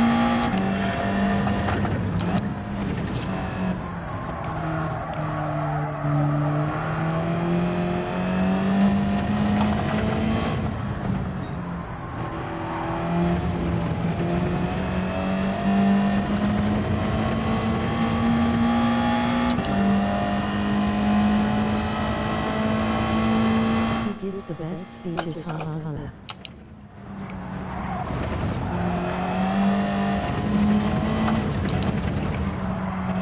Oh, why'd the rest of the lap have to be fucking shit? Love it. Someone brought him up before. I think Lowndesy brought him up. He said he made a good Biden joke somewhere.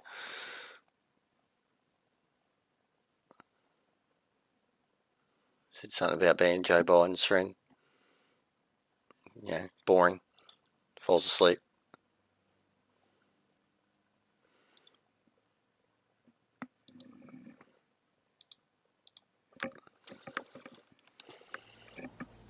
Oh, fucking Enzo Ferrari's here.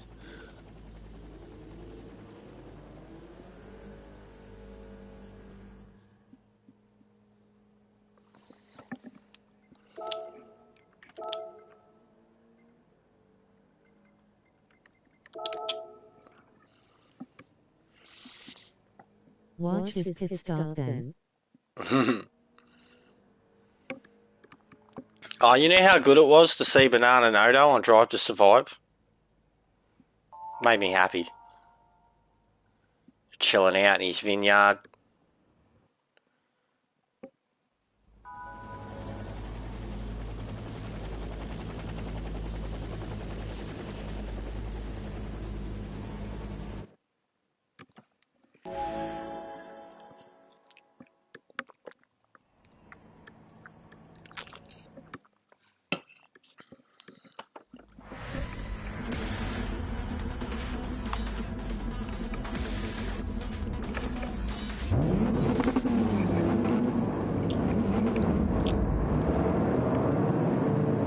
Wasn't that good this year, I reckon. I haven't watched all of it.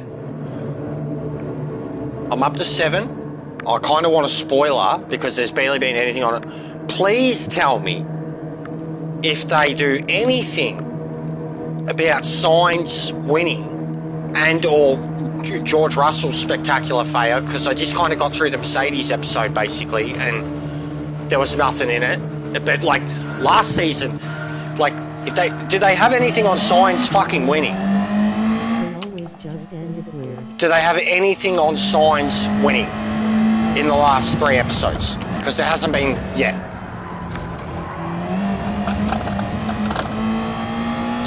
Because there wasn't at Silverstone last year either. No, not really, but Are you serious?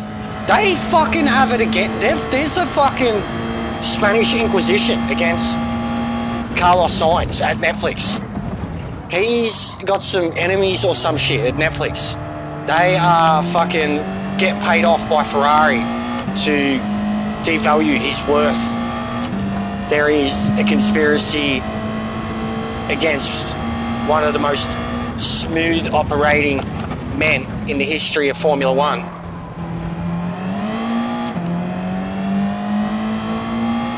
Ultimate product of nepotism, but like genuine, real deal. Last season they didn't touch on it. They had so much from that Silverstone race, but all it was Lewis and Max, Lewis and Max, Lewis and Max, Lewis and Max. operator, where is he? Oh, who fucking knows, to be honest. Love Sainz. Yeah, same. I've always liked him. At McLaren, like he's cool. He's funny. I like him.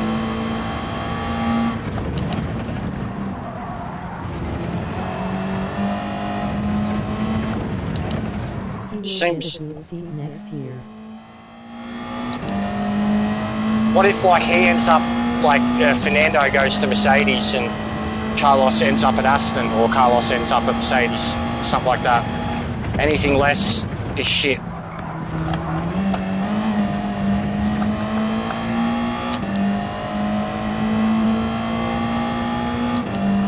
Unless he gets hooked up with fucking Sauber for when they get their Audi shit going on. Aston or Merc, I reckon.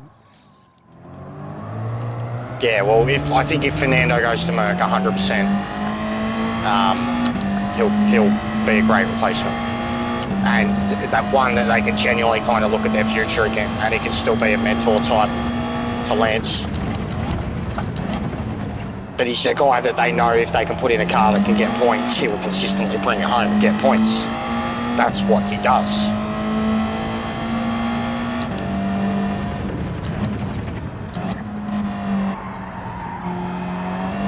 But yeah, that's fucked then, man. That they don't even touch on that. Because I thought that they hadn't had anything of the race in terms of the footage. I hadn't seen fucking the Princess crash out or flip or lose his shit yet. And I kept thinking, if they haven't shown that, especially in the Mercedes episode, you know, they showed the pinnacle of as being Lewis's fucking podium, when in reality they had a race win on offer. They had a race win and a podium on offer in that race. And they choked. and Carlos, because like Carlos and Lando, that was like one of the best moves the whole fucking season, and they didn't. That's a joke. That's a joke. It's one of the best moments all season.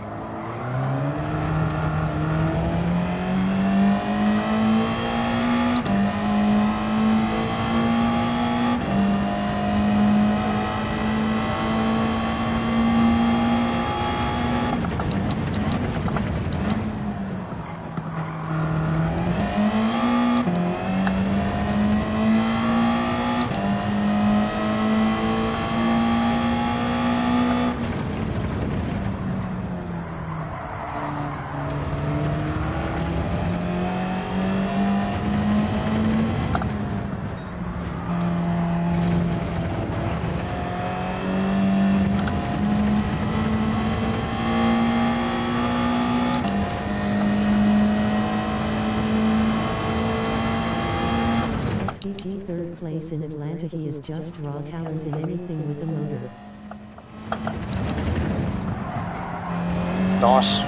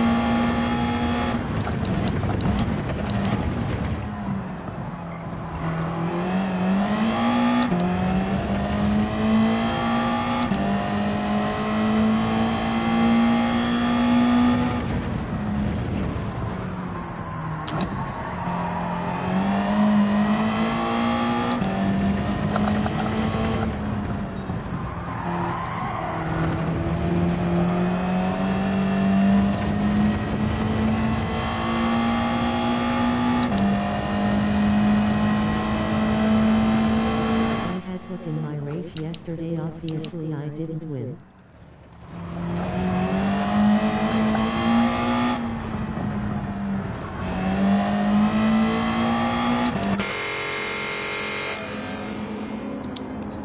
That's a pretty decent time. Definitely would have been draft assisted back in the middle. Decent time though. Hey, Hello, Ming. Of the Gear 7s.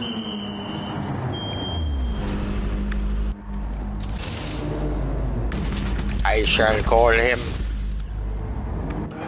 Mini Meta.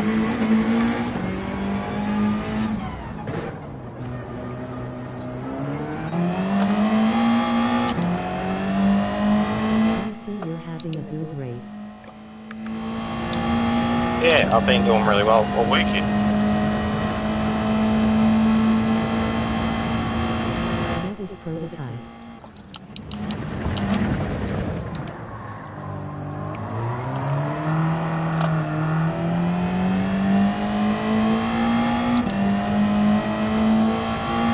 Now,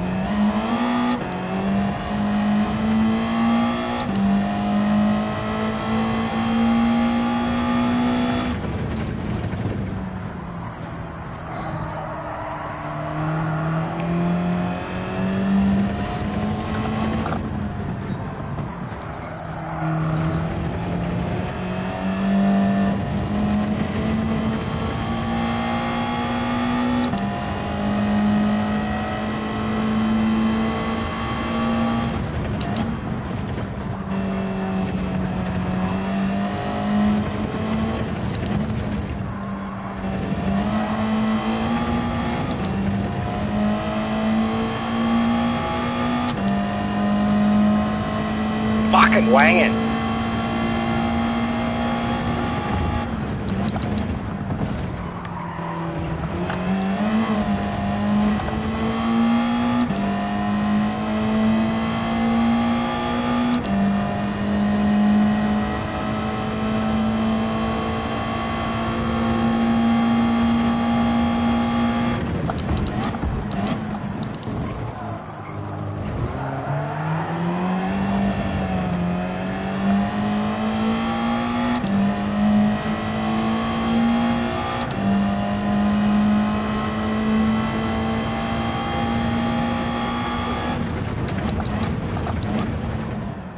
Very racy.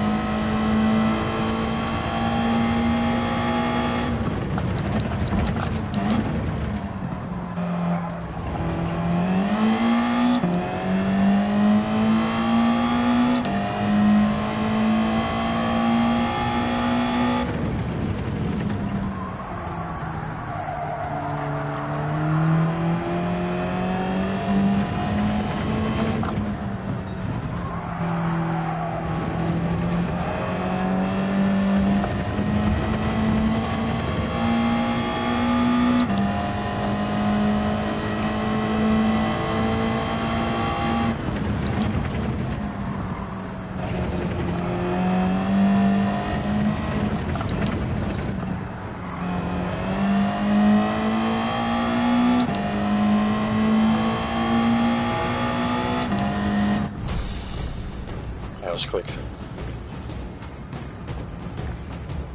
Oh, not the Adam was there. What the hell?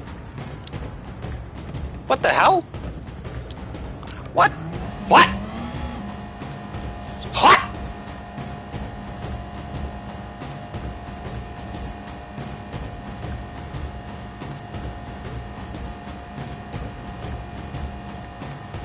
Now he is top split. I can say it. Top split. What? No weekly challenge next week. Bit week. Wow. Very racy. Top split. Top split baby.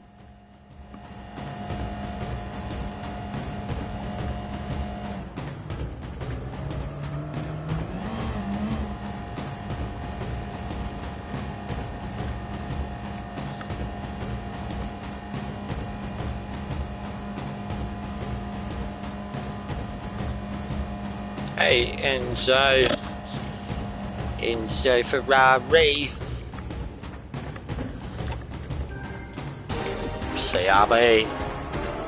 It's CRB.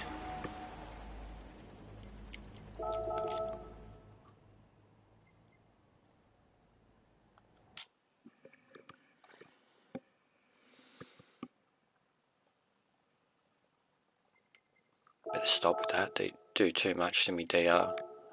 Written watch to ear. What? Written watch to ear. What? Wristwatch Wrist. to ear. What? Ah. What? What? Fucking nations. How's it looking? What have we got? Fucking 10 laps. It's not. It's a joke, especially after fucking last week's daily race. And I think it was all Supras and shit. Yeah, Supra and a McLaren. Different.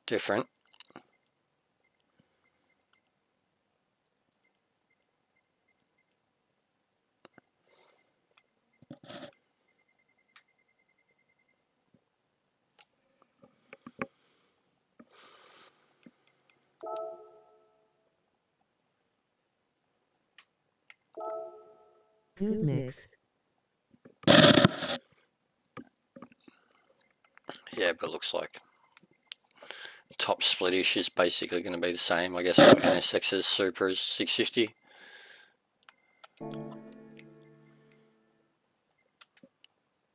Oh, so it's in 3 days, so it's actually, it'll be Wednesday. Ah, okay, yeah. So what's the one we're actually clashing with for, so it's that we're clashing with for the Trans Am. I didn't even look at that. Wednesday, Saturday. Going to stomp a mud hole in this damn phone and its predictive text. Gonna stomp a mud hole.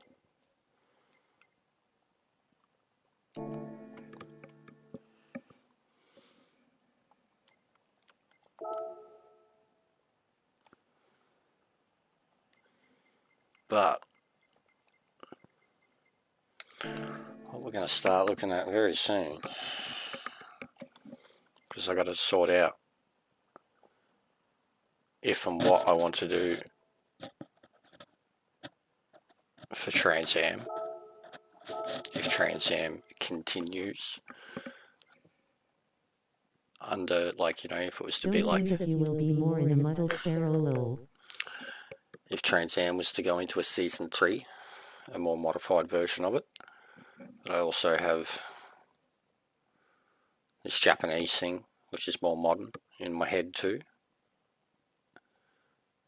And rather than doing Trans Ams at the ovals, I'm thinking just like, yeah, trucks for oval, like, so like a truck series that's like NASCAR, but all the ovals and then some racetracks for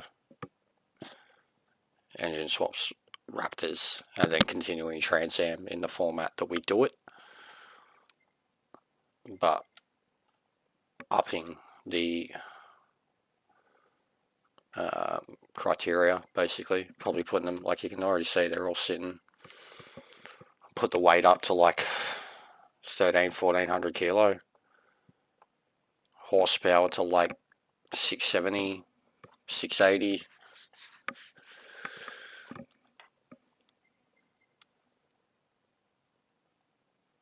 Because not all of them can get there either. Like, some can still only get to like 650 as it is, like Super B, Judge, a couple others.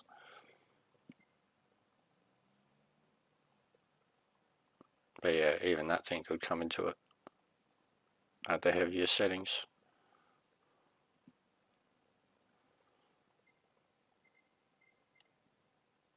But true bigger cars.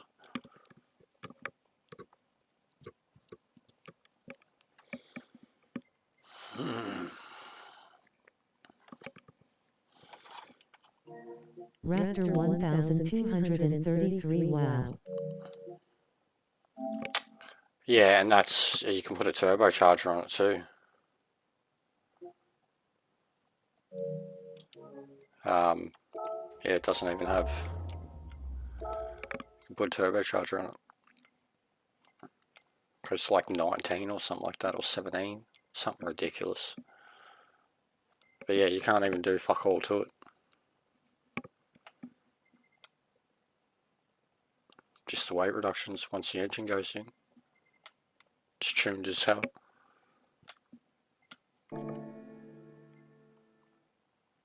Yeah, I reckon it'd be sick to do ovals and You know, like Atlanta, Watkins, High Speed Ring, Bathurst. Fuck, even like a Tokyo High Speed Ring would be hilarious in these. Anything would be good in them. Small tracks, big tracks. They'd be racy, and they're able to handle hits and shit.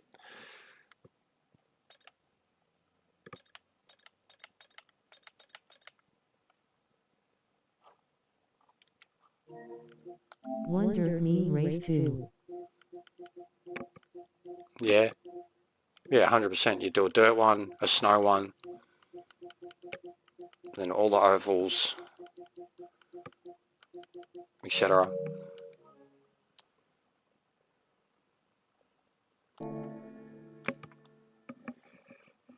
See if anyone's got any random shit up I can find.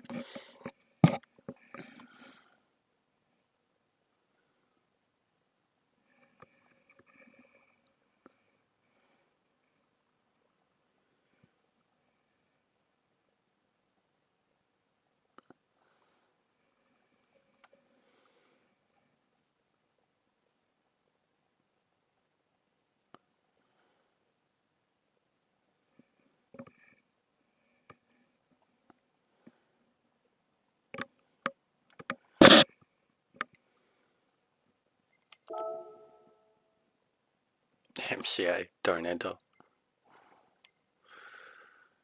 Is Bathurst Daily Race C next week? Really?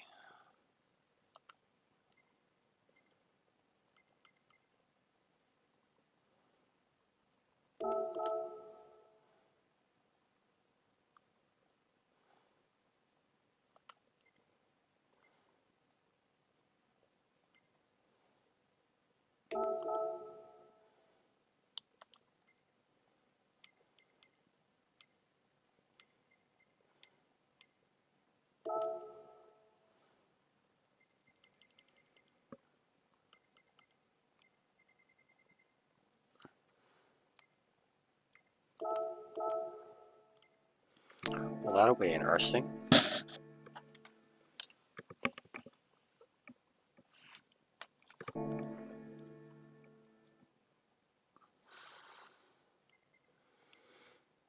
Don't know what to do.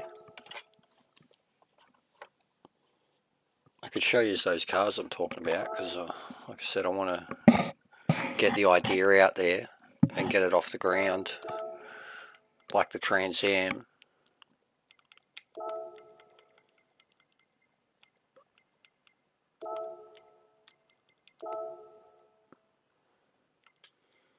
So yeah, up to 92.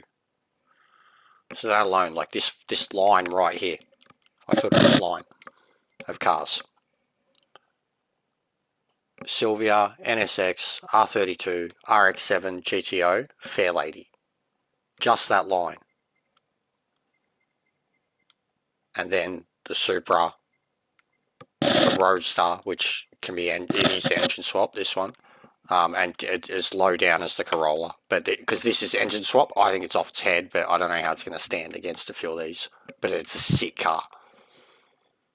But I'd need a lower PP to get like a lower balance of power. But that's what I was thinking, because it's like, and then any lower is like these things, which are a whole different breed. So kind of the hard top, there's like 5 or 6 down in this end, the 60s and 70s that could all race each other too. And then if you go any higher, like the mid 90s, there's too much to choose from, and it'd be a GTR fest basically.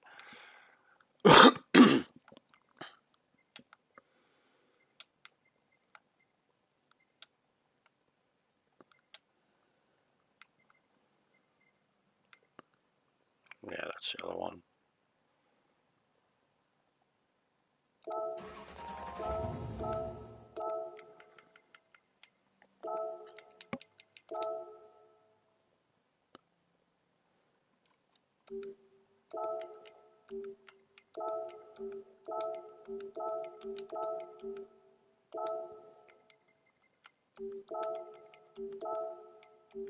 Basically them though.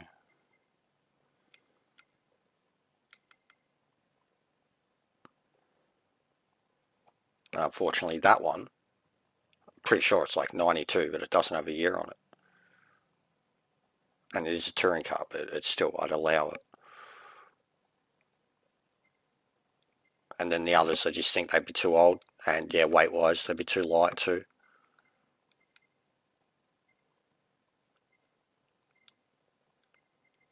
I think that's the best cut-off year because it allows a few in, so like 92. So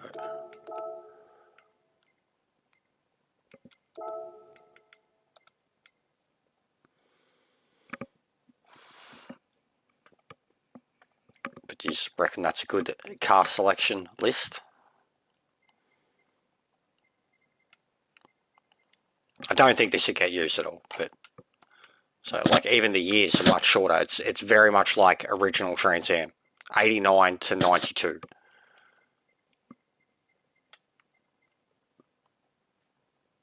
And 92's only there to have the NSX in.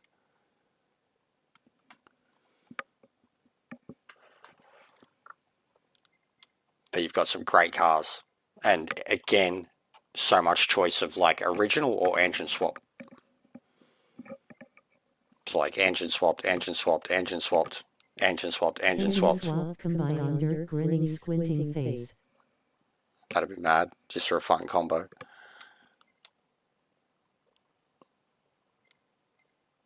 But yeah, that was my next plan. Either once like Trans Am was, or just something else besides Trans Am. Even Trans Am can stay, and we could keep running it, you know, until it's dead. But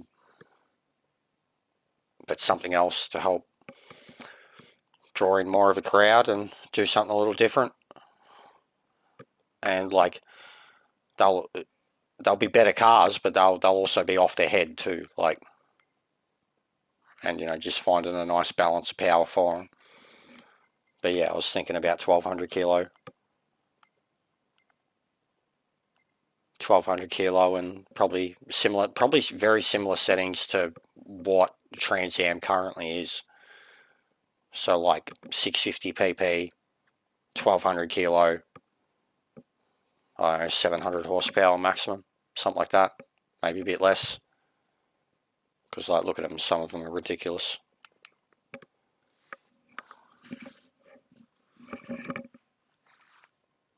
But I think it could be very competitive and work, and I think there's enough car choice there that, you know, there could be some classics and people can use some favourites. Like, what have you got manufacturer wise? 2 Mazdas, 1 Honda, 3 Nissans, 4 Nissans, 1 Mitsubishi, 1 Toyota,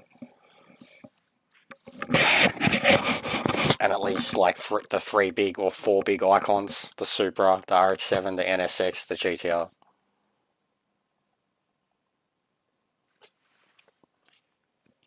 I think it's the best next like grouped category next to like these being from 69 to 72.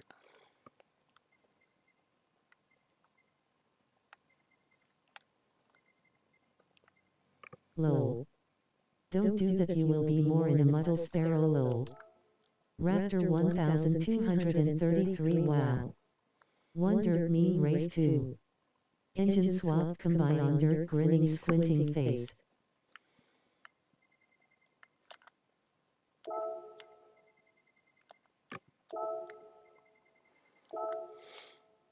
And then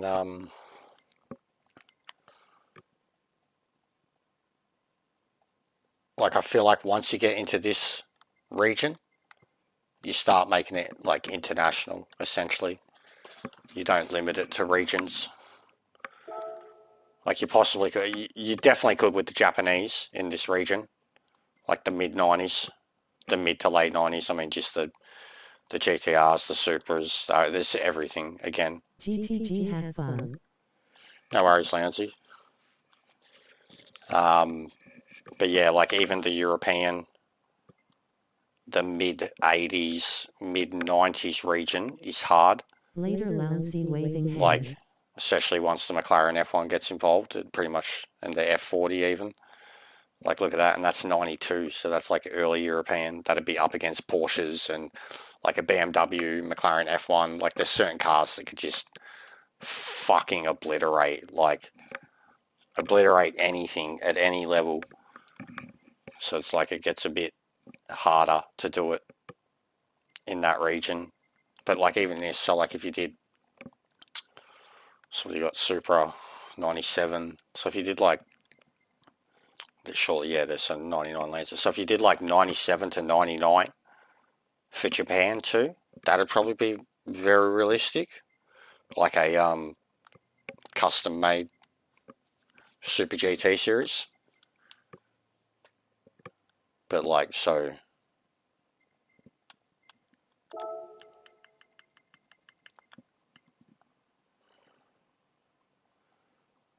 yeah, 99, 97 to 99. Alright, so look at that. Like, it's a car list for the Japanese anyways. Like, fuck yeah, I love this car. I used to love it in the old Gran Turismos. Them, iconic, that wouldn't be included. That would. Integra, piece of shit, but whatevs. Civic, people like Civics. Cutlers, but there, yeah, a lot of Evos, a lot of Rexys. R33. The legendary Supra. MR2.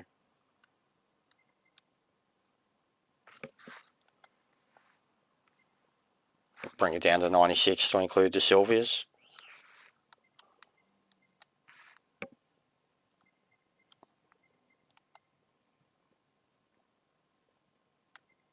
'96 to '99.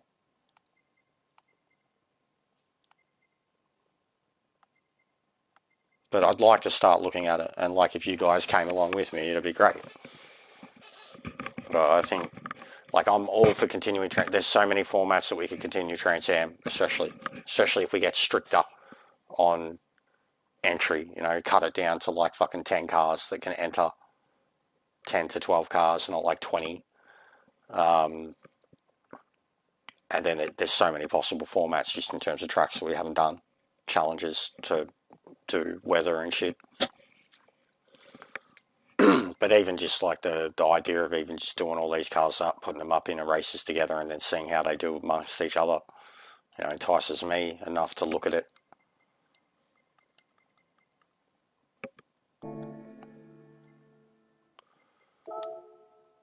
And modern American muscle, always wanted to do that too.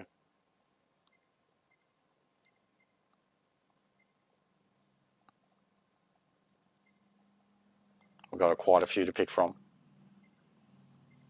Basically from that Viper.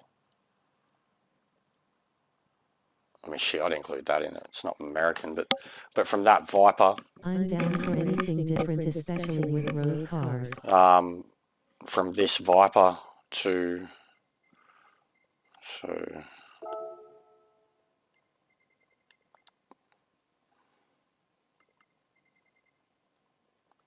yeah.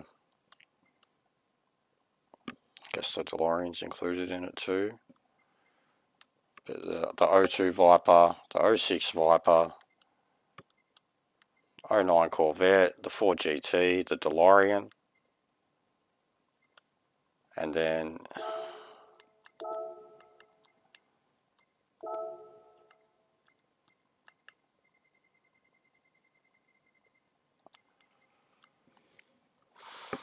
GTSR Viper, or is that the Group 3 one? Yeah, it's Group 3 one. ZR1, ZL1,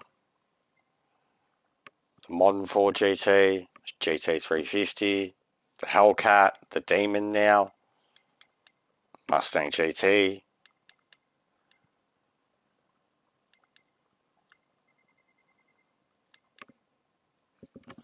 fucking engine swap Focus. So like modern muscle, there's a lot. A lot.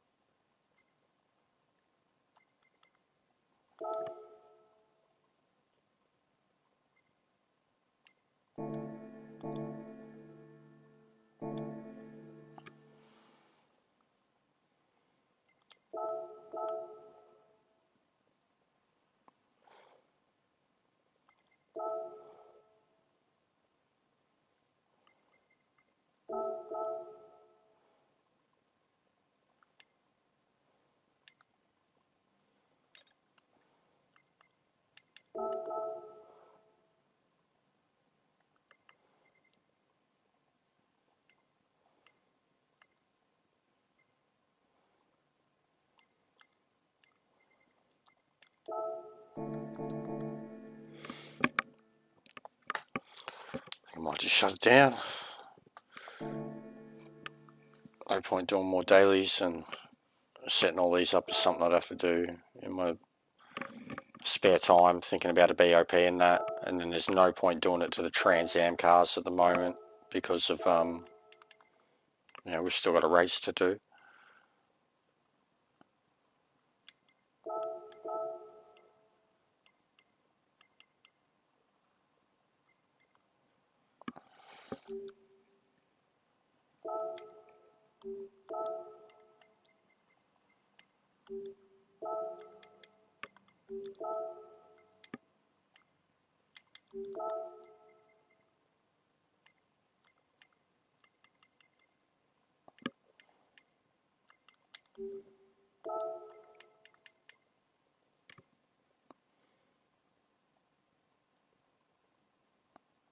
But yeah, I think there's a lot of potential in these Japanese, even the later 90s one especially, but I like these just because they're boxier. And like this kind of style, you know, making it like exactly what we've done with Trans Am, like our own kind of shitty put together tributes or whatever, like a similar thing. Not, you know, more of this, less of this.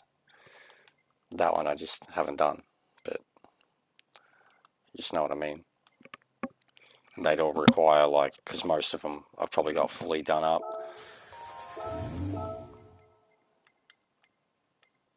Yeah, select all the parts, so what could it go to?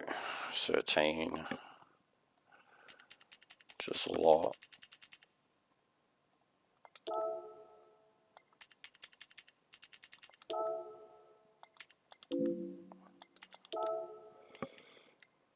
So say it was like theoretically like 1275.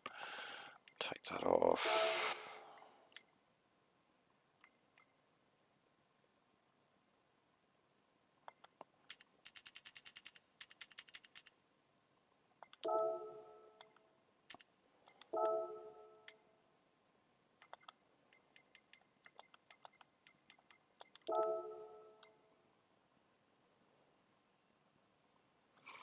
There's still fuckload of performance. Probably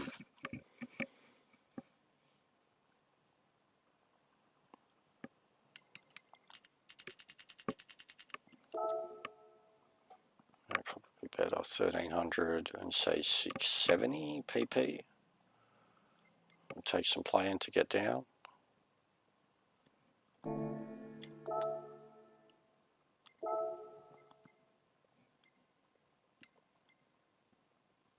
This one I know I need a new body. It's way too light. So we go have a look. I'll have a quick look at some of them. Why not?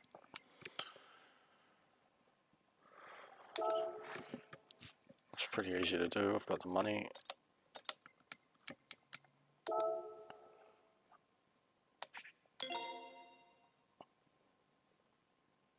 So yeah, that one would be struggling to make weight. 1180 stock.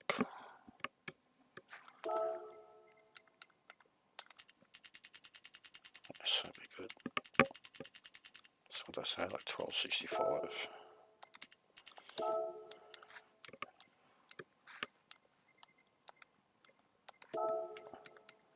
This one struggle for the engine to get down, for sure.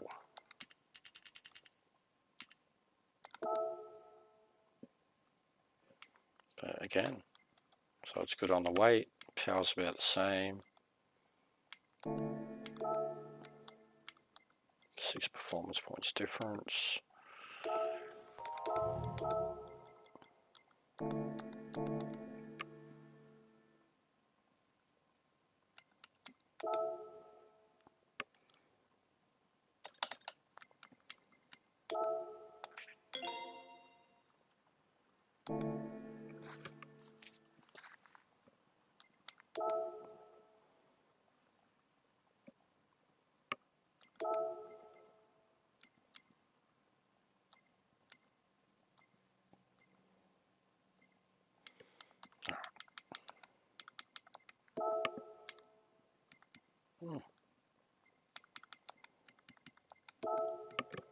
What engine's that? Sylvia engine. What's its power so low? So that one would struggle to get to match him, but I mean, I'm sure it still could. But yeah, even stat-wise, it's way off the mark, actually.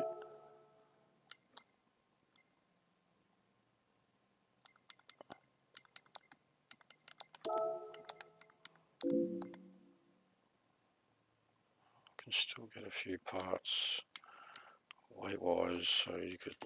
How much theoretically could it lose? We'll have a look.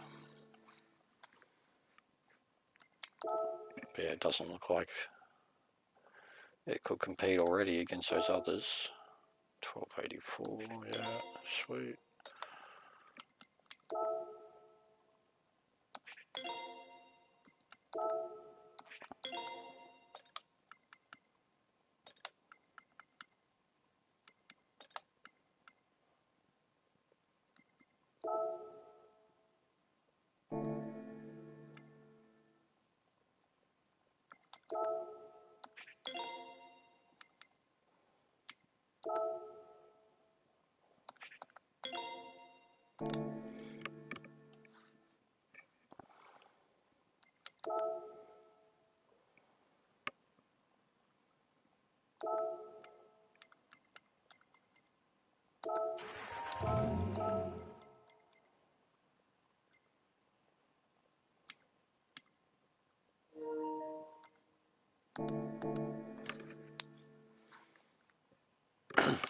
Body will cost a fortune for this one.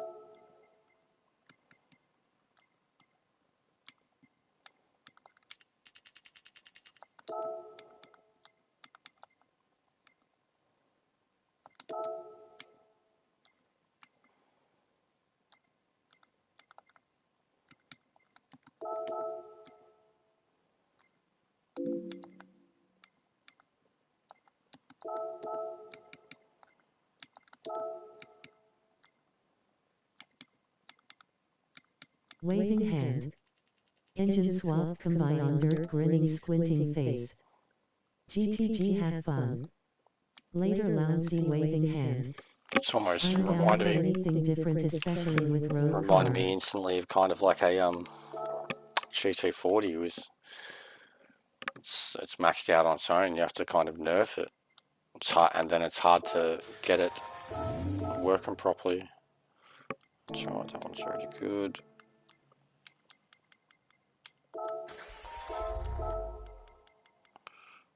This one would need a new body, which I might as well do. It'll be cheap.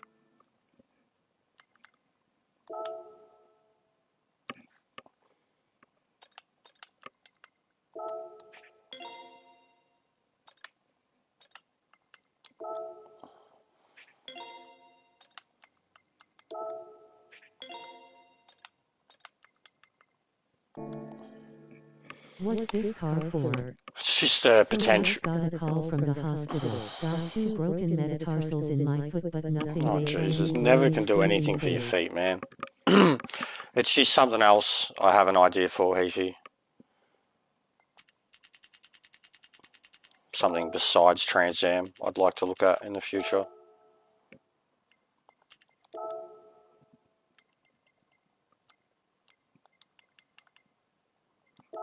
Yeah, nice.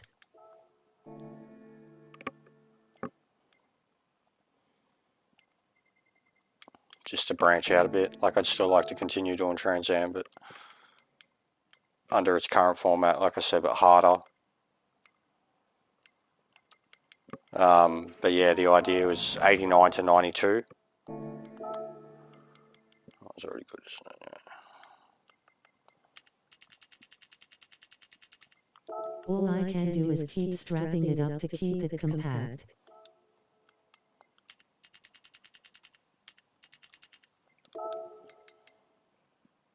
I always wanted to do racing similar to the old Japanese best motoring vids.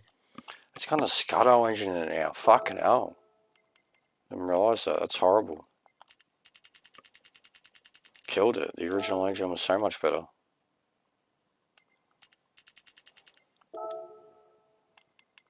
Need another GTO. So like NSX, GTR, Supra, Evo, WRX type stuff. No Rexy. There's no Rexy that early. Pretty much all these, man. The Supra, Roadster, Fairlady, the Corolla too, but it'll be shit, but it's engine swapped. There's no Rex that's that early though.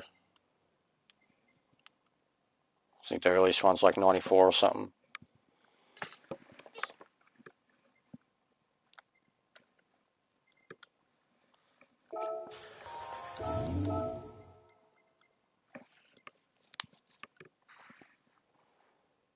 Ah, true. Yeah, nice.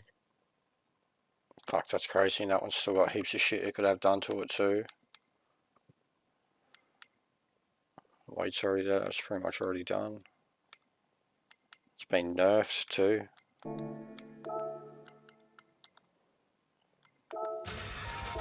This would need new body, yeah. Oh no. I just gotta add the weight.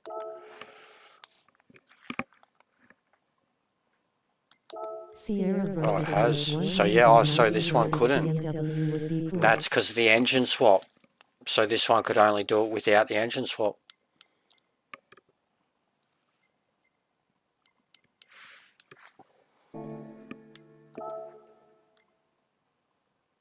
Yeah, there's a lot of ideas, Heafy.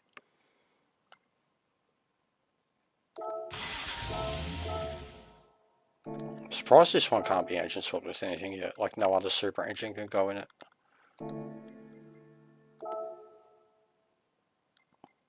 But it's pretty crazy on its own.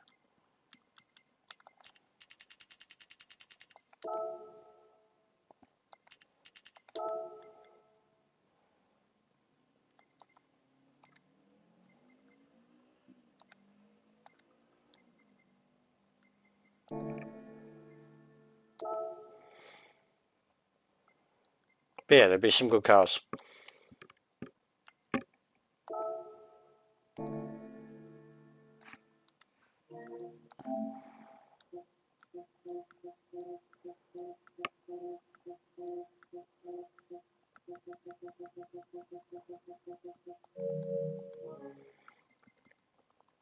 Anyways,